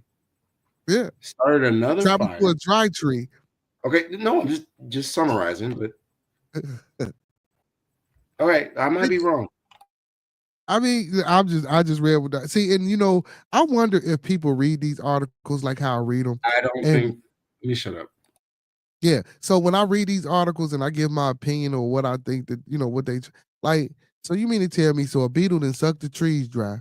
Let's pause on that though. So you mean to tell me a beetle then it's a beetle, a pine beetle that then got into these trees, got all the pine out the trees, so now the trees are dry, and then the wind because we do know if you blow on the ember, you can also increase the fire. But they trying to make it seem like when the wind blew, these motherfuckers just took off in the air. They went to a whole other part of the, you know what I'm saying? And did just come Yeah, on, and man. the beetle didn't burn. I mean, like, it's some anime stuff. That's cute. That's what I'm saying. You know what I'm saying? And come on, y'all. Listen, I'm not gonna say it, and I'm not gonna say it. I don't know how these California fires started. I don't know how the Carolinas fires really started. I don't know how the Long Island fires really started. But what I will say, me personally, I am not going to rule out that somebody started these damn fires purpose. And it's not arson. Arson is an act of maliciousness. You don't know. Well, it could be arson, but if it's the powers that be that started this damn fires, I think it. You going to the 9/11 theory? Yeah, you can be malicious in the act of business, I would say, but I say it's more of a business thing. I would say more than being malicious to the people. I think it's more of a business thing. You know what I'm saying? I think it's about property and they trying to, what I'm saying, get property. And now that this property is burned, now they're gonna move in and I build and was start leaning doing things. towards that. Yeah, and now they gonna move in on these properties that's been vacant, like these wild forest fires. Now they finna go up into these forests, you know what I'm saying, and knock these trees down and start building and shit like that. Which, listen, they already trying to get off the planet, man. They ain't finna do shit but destroy the planet even more. You know what I'm saying? That's all they finna do. I didn't want to say that, but you're going there. I mean, think about our colonization of other planets, right? They're trying to go too far. And then you burn in certain parts of the earth, whoever you are, and you're doing gentrification, which is what you was talking about. Mm-hmm. And you're making it harder for other human beings to thrive and survive. So what's the next route? Space agency, which Trump supports, and a lot of other things. But I belabor the point. Space agency, yeah. Hey, have anybody heard about this, man? There was a young lady by the name of Layla Everett. She's a high school track star in Virginia. This just came across not just came across, but you know, so they was in a track meet. I'm gonna get off the wildfires, man. Look, all I'm gonna say is, listen, somebody setting them damn fires, man. I don't care what nobody say, man. I don't care what nobody say. Now, maybe, let's just say California fires wasn't set by nobody. But for the police to say, or the investigation to say that somebody was trying to make s'mores and this fire spread it, like, come on, man. Like, I'm not gonna rule it out. But if that's the case, if it was that easy to start a fire in Long Island, who's to say that shit that didn't happen in the Carolinas or that didn't happen in you know what I'm saying, California, especially with the what is it, the LA project at 2025? Yeah. I'll give you one better, bro. Like I know Muggs is making s'mores at night that live in Chicago and Robbins and in Dalton, because they got, you know, the wooded areas. Why don't we have these fires here too? Yeah, you see what I'm saying? I don't know why we ain't got these fires here. Okay, get in. What's going on, my boy? How you feel tonight? How y'all been feeling, man? I've been missing my brothers, but man, just to get up on that talking about, man, I always feel like they've been trying to take all of our original oxygen anyway, trying to give us this motherfucking synthetic ass oxygen out here. Hey, you know, we was talking about that. Did we talk about that on a couple shows ago when we got to talk about? Yeah, I got, you know, it's like a quiet, like. But you know, like you seeing all these wild forest fires, man. Our trees is our original oxygen, man. Man, they out here setting that shit, man, trying to find a way to get rid of that original oxygen and capture that shit so they can test out this new theory of this synthetic ass shit. Yeah. Hey, that might be true. Hey, you know what, man? Listen, I don't put shit past nobody, man. Hey, and I like the way he got a point. If you watch the movie, was it Dune or Total Recall? Yeah, it was Dune. Yeah, Total Recall and Dune. Oxygen was a rare source. Yes, it was. Mm-hmm. Yeah, it was. So David says, and then you got AI. Hey, so that before I get to this young lady, this track star. So y'all, before I came up on the show, y'all, I was watching a flat earther, the brother named Sanchez, because 607 Unc was on the show, right? So 607 Unc was talking about how Elon Musk, these AIs, they gonna start, man. I don't want to say it like this, but these AIs, man, they gonna have babies. They gonna be all type of shit. He was saying, you know what I'm saying, about Elon Musk and what's we going just on. Talked about that about 30 minutes. Go back again. This synthetic ass life form they trying to give out to these people, man. Fake ass life forms, man. This it ain't us, but shit, they gotta make it as close as us as they can get it. So, question to both of y'all: do y'all think? Now, I don't know, possibly, but do you think that Elon Musk could create a fucking artificial intelligence or a fake human to have kids or to give us that? Hell yeah! I kind of think it's already done, man. It's been done. Shit. Turkey bacon. I always joke with my students, like, do you know if I'm an alien or if I'm Mr. Tyler? Which one? Listen to me. Turkey based in this prime example. They just figured out how to transfer it into a robot. That's it. She gonna carry the baby now. We don't need no human to do it no more. Fuck it. They call it a surrogate. Thank you. I couldn't find the word. Thank you, Professor. But Yeah, we don't need humans to be asparagus no more. We got robots to do that shit. You ain't got to pay these niggas $10,000 to carry your baby now. We got a He's robot right. just You'll to be do called this an for you now. incubator if you're a robot. That's crazy though, man. Yeah, Like, you feel what I'm saying? Because think about reptiles. They incubate reptiles and shit like that. You feel what I'm saying? That's still So a sort of start life form incubating that they. babies. You said what? I would say the next step would be incubating babies. You're right. You feel what I'm saying? Now y'all around this bitch in real life. That's actually what they're doing already. Shit, be honest with you. man. Hey, we better watch out. Miss Kimber says wildfires equals imminent domain. Yeah, for them, not for us. Well, that's why I say that's what they trying to do. But yeah, man, but they was talking about the AI, man, just like cause Dave said, and then you got AI. So like so brother Dave, you think AI started the started the wildfire? We got artificial intelligence. Hey, think about it though, Bearded. Think about it. You on to something too, though. Think about it.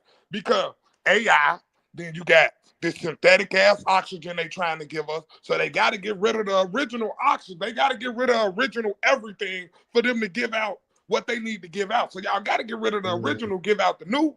So shit, why would we send the AI through there to get out these wildfires? You feel what I'm saying? Somebody got to do it. Shit, we ain't gonna do it as the human shit. We still got to give out shit, the shit we trying to give out. We ain't gonna fucking kill ourselves trying to start no wildfires, hurt ourselves trying to start no wildfire. We just gonna send the AI out there to do it. We gonna make a couple more thousand of them motherfuckers, and shit, we'll be okay. Hey man, hey. And usually, man, I don't be, you know what I'm saying? You know, I try to stay away from, you know what I'm saying, too much of the conspiratorial things, but y'all on But you point see how I'm tonight. putting it together for you, man. Hey, I've been sitting around paying attention, man. Hey, you see how I'm putting it together for you. Hey, they thought about this already. We gonna send a bunch of AIs in that bitch, start all this wildfire. See, act like we can't contain it, then get it under contained, and see, you feel what I'm saying? They got rid of all our fucking food and life forms, which is the wild. You feel what I'm saying, motherfuckers out there? Yeah. Wildlife, you feel what I'm saying? Shit, that do live off the land, that do live off the straight rural area. You feel what I'm saying? Shit, we automatically wiping them out the area because shit, they living off rural area. What area do they got to live off of if we already took it? Boy, Club can't get in. Boy, you came in swinging, my boy. Yeah, you're not playing no games. I see you put that up there, B. Did you want to talk about that? Because I can explain it, but Go ahead. Explain. Honestly, Club Can't Get In is talking about mathematics. So this is how AI would calculate what's necessary for Earth. It's simple. It's simple. It's simple. Add and subtract. Bro. It's simple. Add and subtract. It's a little bit more than abstract, but I hear you. It's statistics, probability statistics. So you have P, the population in billions.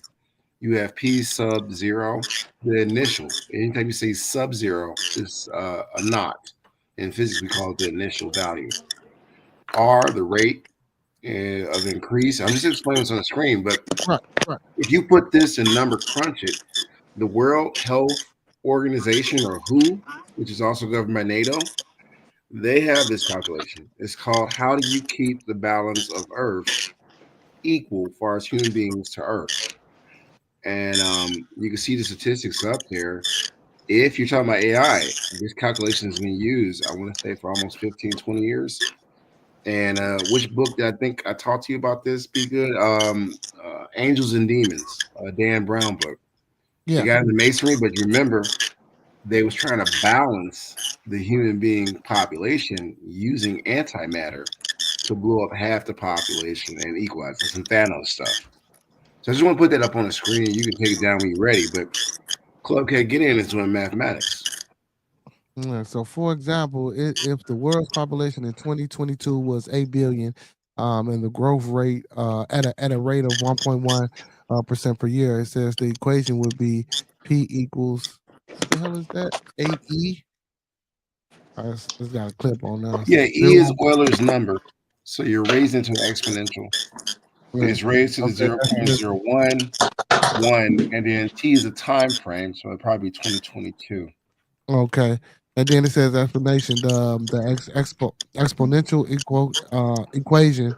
Okay, yeah. So it says, yeah, the exponential equation models the world population growth over time. It says the general form of the exponential function is used to create this equation.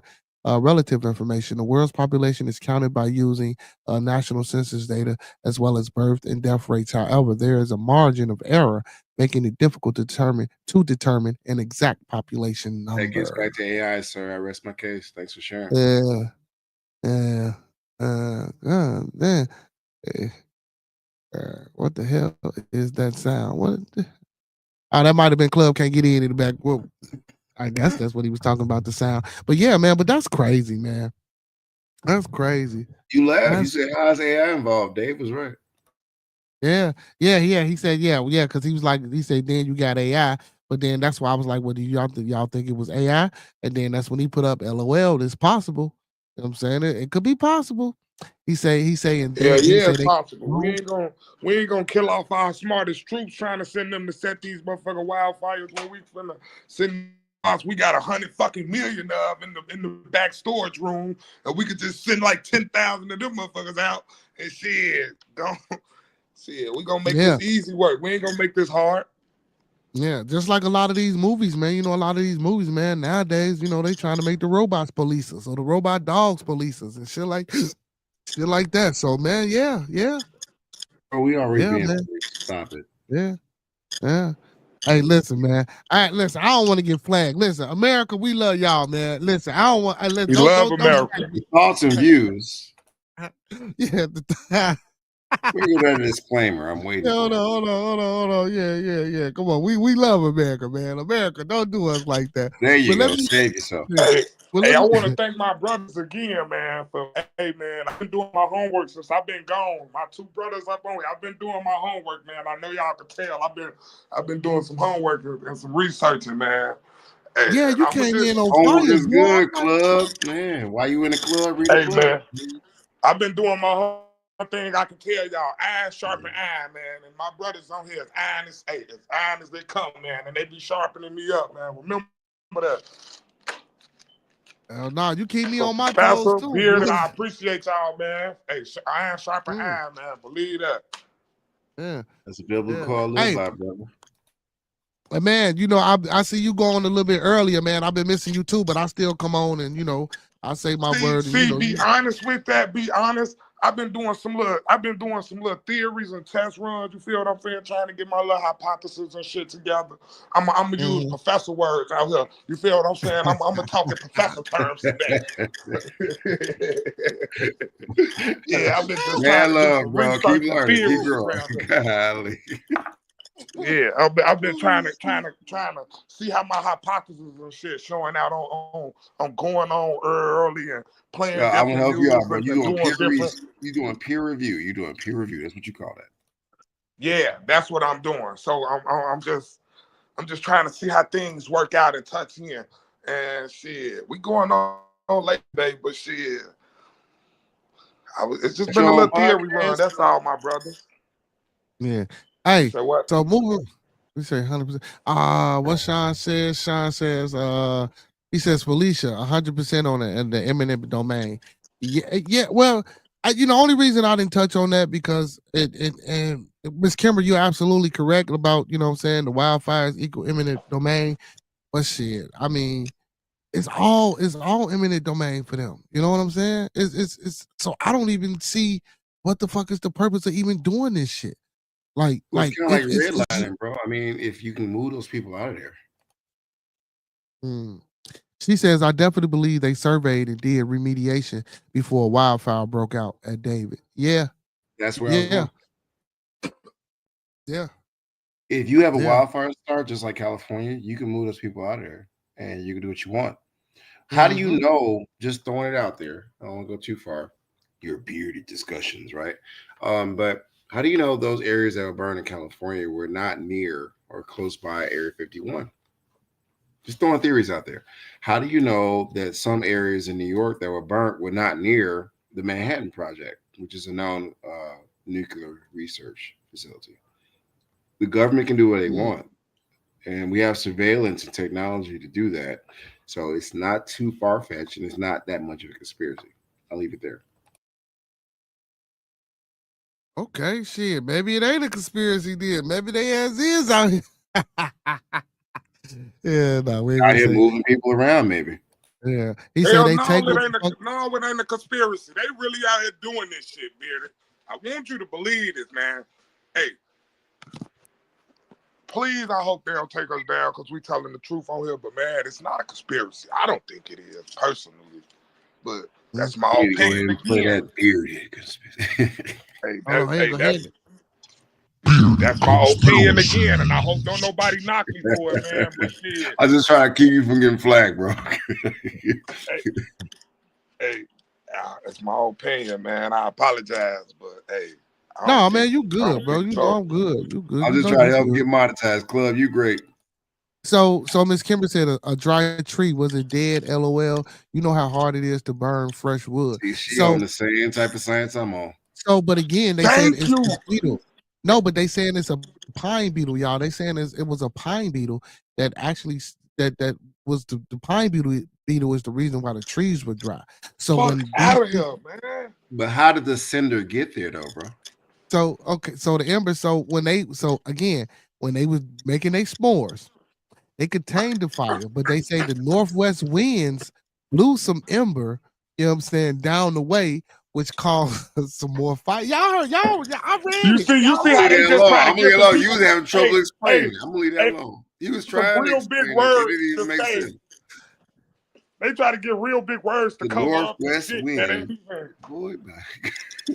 I'm just saying, listen, man. I'm just That's telling y'all. still wind. That's physics. Like embers don't Yeah, survive in. Boy, all right. yeah. Oh, last topic. This young lady, man, it's a young lady, y'all. She's down in Virginia College. She had a track meet. While she was running, she hit a young lady in the back of the head with the baton. Huh? And yeah, yeah, man. I'm not laughing. He said, "Huh?" So the young lady name is Layla Everett.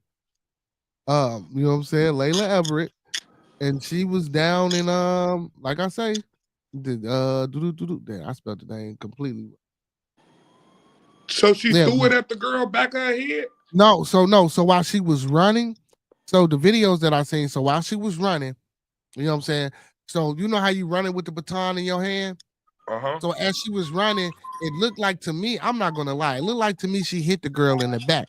So she tried to come and explain herself and says that, you know, she didn't really try to hit the girl as she was running, you know, when she raised her hand up and come down with the ran, you know, from running the form. That's how the young lady got hit in the head with the baton. But y'all, I'm not gonna lie to y'all, man. If y'all was to go watch the video, the young lady name is Layla Everett, Laila Everett. I believe the young lady hit that girl in the head on purpose. That's what it looked like to me. I'm not gonna even sit here and sugar, you know. I'm not gonna even sit here and sugarcoat it, man. To me, it looked like she hit the young lady in the head, and I didn't like that at all. I thought that was just egregious. So let me read the article. Let me go right here. Space lasers. Shania Corlor says space lasers. They did it in Latina. So that y'all know they do. You know what? See, Shania Corlor, you trying to have me go in and you gonna get me canceled because I was gonna take. They got we no man, I ain't gonna go there. Because I know they got this. No, because I know about this machine anyway. I ain't gonna say that. Whoever acquired the land is your answer. Follow the money. So again, Miss Kimber, like she says, whoever acquired this land, follow the money, and that's usually what you're gonna do, man. I had a brother by the name of Shadow Master MC on the channel, man, and he was talking about Elon Musk and the TikTok thing. I mean, when he came on, and that's what he was telling everybody: follow the money. If you follow the money, 9 times out of 10, you'll find out who's doing all this crazy shit. Yeah. Philosophy says, where is the evidence to support any wildfire conspiracy theories? So where's the evidence?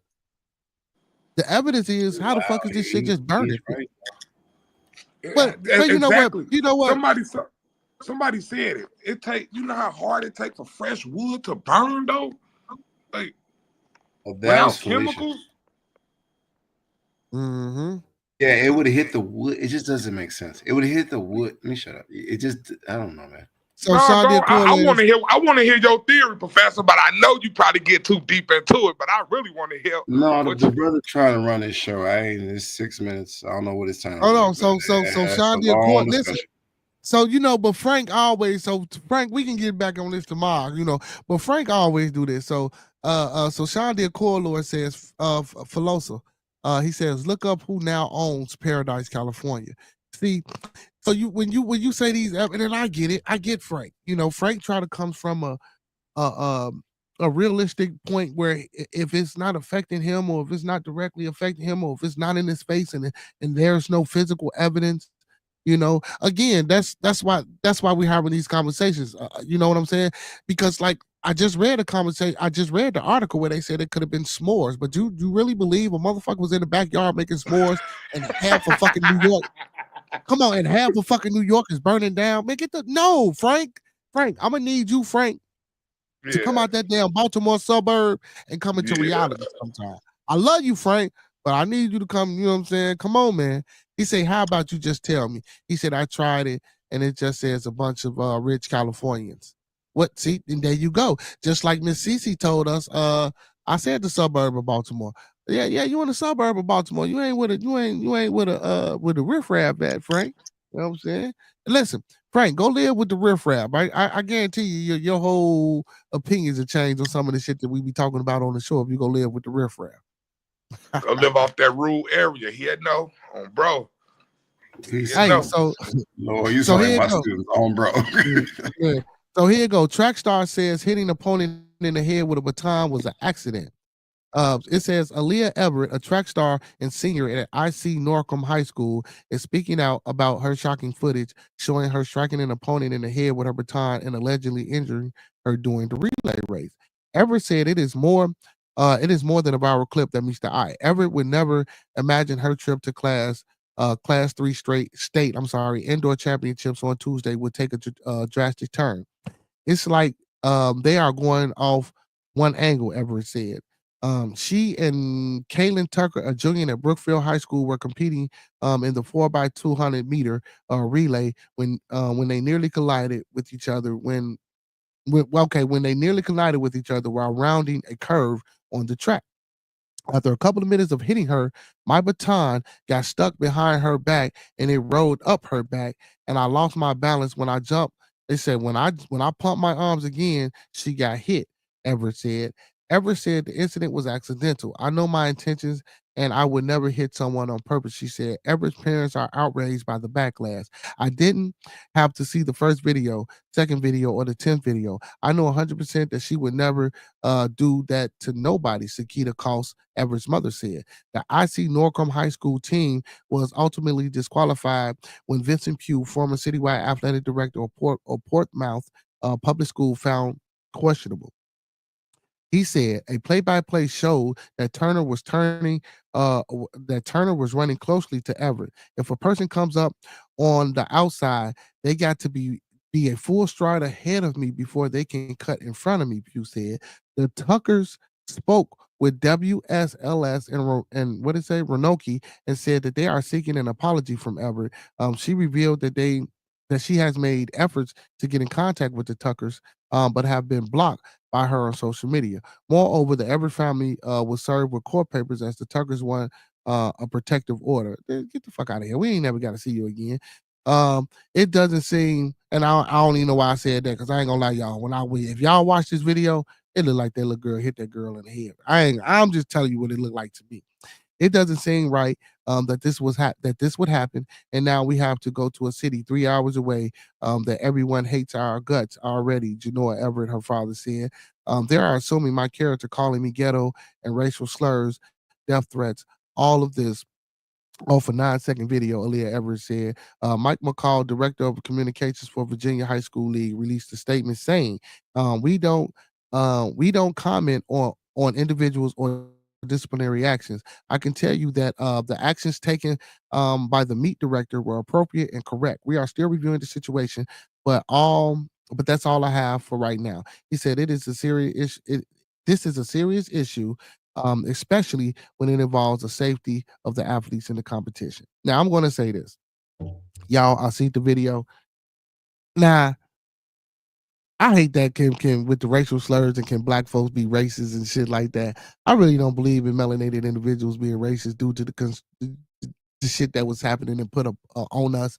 But again, yes, we can be racist. You know what I'm saying? If we talking about as far as morality go, and dislikes and hatred for certain people, yeah, we can be racist. But in essence, are we really racist? No, we just perpetuating what the fuck been put on us for a long time. Does that make it right? No, I'm not gonna say it make it right, but shit, that's what happens. But that's neither here or there whether she's being called a racist and racial slurs. Shit, just call them hunkies and whatever right back if that's what you're gonna do. But my thing is this: when you watch the video, y'all, and I hope y'all really watch this video, I didn't see that baton roll up nobody back or nothing. It looked like this little girl hit this other little girl upside the damn head. Period. That's what it looked like to me, man. I don't know no other way to give it to y'all. I hope y'all do go look at this video. The young lady name is Layla Everett. You can go on YouTube, Instagram, or whatever. I think she hit the little girl upside the head. Philosophy says, also, I do live in wait to go reality. see somebody get turned into a crackhead. Listen to him. Listen to Frank, y'all. He said, also, I do live in reality. Y'all need to take off the tinfoil hats. Wildfires are fires that get out of control, not a new concept. Frank, again, I feel like I'm gonna let you say what you say, Bearded, but I don't feel like this wildfire personally got out of concept. Definitely not off no burnt up marshmallow. They trying to tell me. So you telling me somebody was cooking a s'more and they started flinging a marshmallow when the fire caught and they slung and they hit a tree and it just caught on fire. You ain't telling me that. No, you ain't telling me that. No, you ain't telling me that. You're letting it go. For real, because ain't that's what they saying, right? It was off of s'more, right? He didn't change the subject. You went back to it, Club. No, we ain't gonna change it because I'm trying to get Frank. Because Frank, sometime, man, I don't know what be going on. He don't be understanding, Professor. Like, cause I understood where he was coming from, but I let it go. I'm not knocking it. I mean, he read the whole article. So Frank. So Sean Diacordo says, philosophy, please. He says BlackRock made roughly 3.2 billion off of that. Vanguard's made 973 million. Just info, no hate. It's all love on the side. We know Sean Diacordo, Lord. It was all about fact. So the Vanguards and BlackRocks are prominent families. Man, listen, I ain't got to go there. Come on, Frank. He say made money like from insurance claims. Oh, Frank, what's going on with you, Frank? Insurance and sale of property that was rebuilt by 60% of tax dollars. They own the mortgages and kick the people off for not paying. And Ms. Kimber says if these calculations are right, we'll be at 10.18 billion by 2100. 2100 hours. See, 2100 by hours. She's saying that by hours. 2100. Wow. So goddamn it. Basically, by the time I was supposed to end my show 2 minutes ago, they asked me up $10 billion. And that's why I say, Frank, I don't know if you heard about the LA or the project, what is it that 2025 or LA 2028 or whatever the plan that they had to walk the BAM. And then, like Miss Kimber said, we gonna find out about them New York, especially in that New York. Once whoever get that land and start building, we gonna see why them forest fires happens. Or in the Carolinas. Ain't never been no damn fires in the Carolinas, bro. Ain't never been no damn fire in no Long Island. Yeah, now the California wildfires, I would agree with you 100%, Brother Frank. Brother Philosopher, please. That's some shit that's always been going on. But then we so modernized and we got so much technology. You mean to tell me, bro, that shit that they go out there and spray on the ground to moisten the dry leaves and shit so they won't burn as easy? You mean to tell me they ain't doing that? You mean to tell me that the motherfucking government they letting the motherfucker own damn near all the water over there? I forgot what the name of the people Miss CC said. They got motherfuckers that own the water. So when these fires broke out, guess what? No, you can't use my motherfucking water. Y'all better find y'all some other resources. Like, is you for real? Is you for real? I can't use your water? How do you own water? How do a motherfucker own something that's naturally in the ocean and in the sea? Stop it, Frank. Frank, come on, Frank. Now, don't get me wrong, Frank. again, I don't like to be too conspiratorial.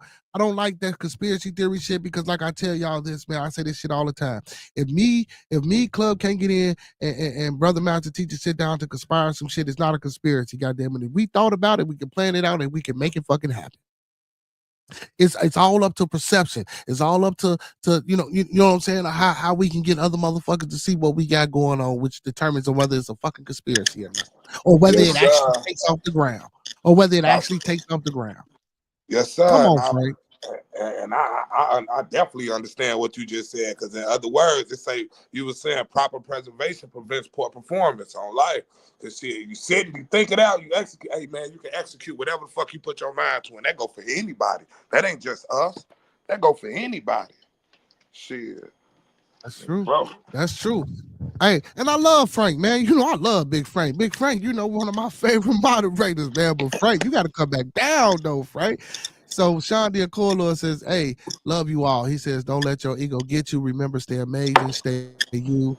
He says, stay the hammer against the mirror they show you. Most definitely, hey, most definitely, man. Sean Diacolor, man. I love when you come in the chat, brother. You always get some inspirational sayings and things of that nature, man. Hey, but it's about that time, man. Before I get up out of here, I just want to let everybody know. Listen, make sure y'all go check out that Layla Everett. See if y'all can watch that, and y'all come back tomorrow and y'all tell me on whether y'all think she hit that girl in the back of the head on purpose.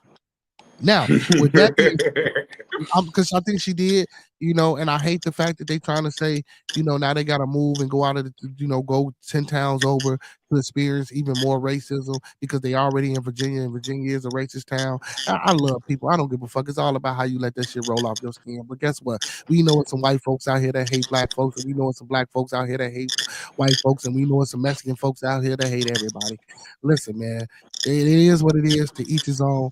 All I'm gonna say, man, is keep living by these 5 key components: love, peace, respect, motivation, and inspiration. And if you can inspire yourself and the ones around you in your circle, who gives a fuck about what anything and anybody else got to say? So with that being said, man, we're gonna close the panel down tonight. So Club can't get in since you came in on fire, man. Give the people a few words of inspiration, man. Man, my few words of peace, inspiration is, man, peace and love to everybody out there, man. Everybody keep y'all head up, man. Everybody stay in y'all lane. Don't take the focus of the negativity of what somebody else doing and you try to use that as your positive. Don't do that, man. Because if he was doing negative, man, don't try to use that as your positive, because it ain't gonna do nothing but come out negative for you, to be honest with you, man. So everybody just stay in your own lane and focus on your own time, man, and on your own business, man. Don't be trying to get in everybody else's business, man, and worry about what they doing, because then you lose focus on what you had going on in your business, be honest. So I'm gonna leave y'all with them words right there, man. And Club can't get in. We definitely when your club closed, we definitely open today. So man, words are wise. Y'all definitely. All right, most definitely, man. I'm finna jump over there. Hey, man. Hey, all my people too, man. Make sure y'all go on the sub up on Club Can't Get In, man. This is my little bro, man. Make sure y'all go sub up on this channel, man. He spin music. He play good music for the people, man. It's a good vibe. Master Teacher, go ahead and close us out, brother. Oh shit, he done popped up with something else. Damn. All right, so I'm gonna close out the best way I could think, because it's still kind of like Black History Month. I know you're celebrating it, ladies, but I think it's a universal message. So black love and hair grease, old school, because my parents used to, like, braid my hair, and now I got locks. Well, I want to jump down to the bottom. Love, peace, and hair grease, man. You should look that up. That goes back to Soul Train. So, be good. Yeah. Keep doing what you're doing. I see what you're doing. I'm not in there all the time going through some things masonically and educationally, but you're still keeping the good topics and great discussion tonight overall. I'm not gonna lie. You had me jump in there. I didn't want to interrupt you, but I was like, hey, he has some good topics. This is stuff my students talk about. This is stuff other people talk about. And they always ask me these questions. So it's nice that you're asking your audience those questions. Take care, man. I'll try to stay in tune and see you later. Yeah, most definitely, man. Appreciate both you brothers for hitting the panel. Brother Chris, Chris, what's going on with you, Chris Grimer? Boy, you know you always late, Chris. Hey, but everybody Like the that's telling video, me, man. Thumb up the video, man. Like the video, man. Thumb up the video, man. hey, but Chris, hey, I'm glad to see you in the building, man. Hit that like button for me, brother. Hey, Chris, man, we got to talk, man. Y'all, I'll be seeing you live, man. We got to collaborate and get down and do some things, man. Hey, but like I say, man, I'm going to leave y'all how I came to y'all, man. Hey, let's keep everybody in our thoughts, prayers, views, and meditations. Let's keep everybody in our thoughts, prayers, views, and meditations one last time. Let's keep everybody in our thoughts, our prayers, our views, and meditations, man. And like I say, man, keep living by those 5 key components: love, peace, respect, motivation, and inspiration. With that being said, man, y'all know what it is, man. All superheroes don't wear capes, but they still need their theme music. So to all my beautiful people, all my superheroes, and all my Beardonians, go fuck with Club Can't Get In. And it's time for that theme music, man. And we out. Also, before I get up out of here, man, don't forget, man, every Monday through Thursday, man. Every Monday through Thursday from 9 p.m. to 11 p.m. Central, Bearded Conversation is live. And on Fridays, man, hey, be on the lookout this Friday, man. As y'all can see the thumbnail, man, we got a young boy by the name of Money Making Marco from East St. Louis. He will be in the building Friday for an interview. So make sure y'all tuning in to Bearded Studios, Real MCs Talk. Last Friday was a good one. You know what I'm saying? We had the young boy in the building. What's the guy name, man? I forgot his name. Just that. Oh, Bands G. You know what I'm saying? Music on all streaming platforms. So make sure y'all check them out. So, man, be on the lookout, man, for Money Making Marco, who will be in the building this Friday, man. And also, man, I know I've been lacking on the last couple of Saturdays, man. I apologize to y'all, but L Boogie birthday was on the 4th. He threw a party this Saturday. That's the only reason why I ain't come spending for y'all on Saturdays. Hey, But my birthday this Saturday, y'all. I'm kidnapping my bearded brother, so don't think y'all finna see him this Saturday. Y'all is gonna see him. We gonna be on Club Can't Get In, but he ain't gonna be in his club this time. I'm just letting y'all know. yeah. We gonna be over there. We gonna be over there with it. So yeah, his birthday, yeah. So you know what I'm saying? I just want to let the people know we still doing that, man. And just, shit. I'm living. I got a life. So, you know what I'm saying? I usually don't do a lot of going out and stuff like that. So, you know what I'm saying? I had a good time with L Boogie, man, for his birthday, man. And, he was happy to see me. He didn't think I was gonna come. He actually thought I was gonna be podcasting. He didn't think I was gonna show up. But that's my boy, man. I gotta show up for you. You show up for me, I show up for you. It's love, bro. You know what I'm saying? But with that being said, Club Can't Get In, man. I appreciate you and Fox for hitting the panel, man. I'm finna hit this superhero theme music, man, and I'm gonna come over there and join you. Come on, man. You always love to welcome in. Yeah, we coming off the block with this one. Yes, sir. Yeah. What up, man? Yeah.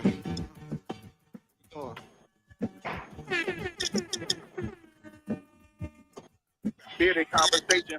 Hey, y'all don't forget, man. Y'all tune in, man. Tune in, pull them phones out, share it live with 3 more people. Tell them 3 more people to share with 3 more people, man. And let's get it. And don't forget to go sub up to my little bro channel, man. Club Can't Get In, man. We finna start spinning. Come over there and check us out, man. As soon as I end this publication, man, we over there on Club Can't Get In. Y'all know what it is. Same black time, same black channel. Talk black to me, y'all. Lay back in the cup, press play, can't get enough. Yo, let's chop it up in every location. A bearded conversation, opportunity keep knocking like child support payments. Started from the bottom like baseless, now we famous. Podcast official, the topic will probably hit you from a distance like a pistol. Subscribe so you can listen to survival of the fittest. Hey, man, like I tell y'all every night, man, without y'all, there wouldn't be no bearded conversation, man. I love y'all. Peace and blessings. Hey, y'all know what it is. Those that fuck with us, fuck with us. Those that don't, fuck with us anyway. Different, excited to talk about it. Going live, check your notifications so you can holler. Or leaving in the comments, debate it, just being honest. Chicago topics, worldwide views, we supersonic. Big gang is conquer, circle back round like every week. Tell a friend off the block, it's where we meet. Bearded conversation, homie, tap in. Why you hating? You already know we locked in the world's greatest. Broadcasting live and they love it, but don't judge us. Got it off the block, giving it back to hood lovers. Bearded conversation, homie, tap in. Why you hating? You already know we locked in the world's greatest. Broadcasting live and they love it, but don't judge us. Got it off the block, giving it back. Come on. The hood lovers. Giving it back. The hood lovers. Broadcasting live. Off the block, giving it back. They conversated off the block, giving it back. They conversated off the block, giving it back. They conversated off the block, giving it back.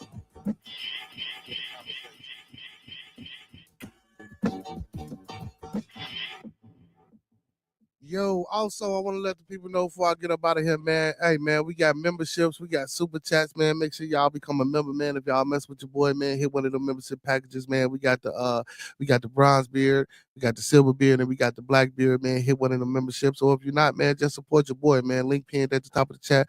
Buy your boy coffee and a breakfast sandwich in the morning, you know what I'm saying? While I'm out here trying to get to it. Y'all know what it is, man. Peace and blessings to everybody, man.